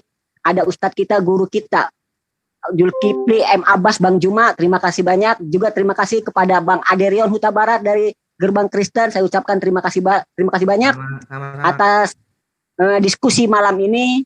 Semata-mata diskusi malam ini bukan untuk memperlebar, memperluas, mempertajam perbedaan beragama di antara kita, tapi lebih mengenal lebih dekat agama-agama yang sudah kita kenal selama ini. Terima kasih juga kepada Mbak Sivana dari FDLA dan kepada Bang Kaisar dari FIC Family in Christ yang telah memberikan saya kesempatan pada malam ini untuk menjadi moderator. Sebelum dan sesudahnya terima kasih juga saya mohon maaf kepada para partisipan yang belum mendapatkan kesempatan bertanya. Di lain waktu kami akan berikan. Oke, saya lebih kurangnya mohon maaf. Di sana sini ada banyak salah, banyak kurang, salah ucap, salah keliru dan kata. Saya mohon dibukakan pintu maaf. Wabillahi taufiq wal hidayah. Wassalamualaikum warahmatullahi wabarakatuh. Tabarakallah. Iya Bang Ya, Juma, kasih. istirahatlah Bang. Udah terlalu larut nih. Abang istirahat aja Bang. Oke, Aku juga mesti pamit dulu Bang ya. Iya. Selamat Oke, ya. beristirahat, selamat beristirahat. Beristirahat. Ya. Oke, Terima makasih kasih Bos semuanya. ya, Bang Terima Juma. kasih, Bang. Makasih.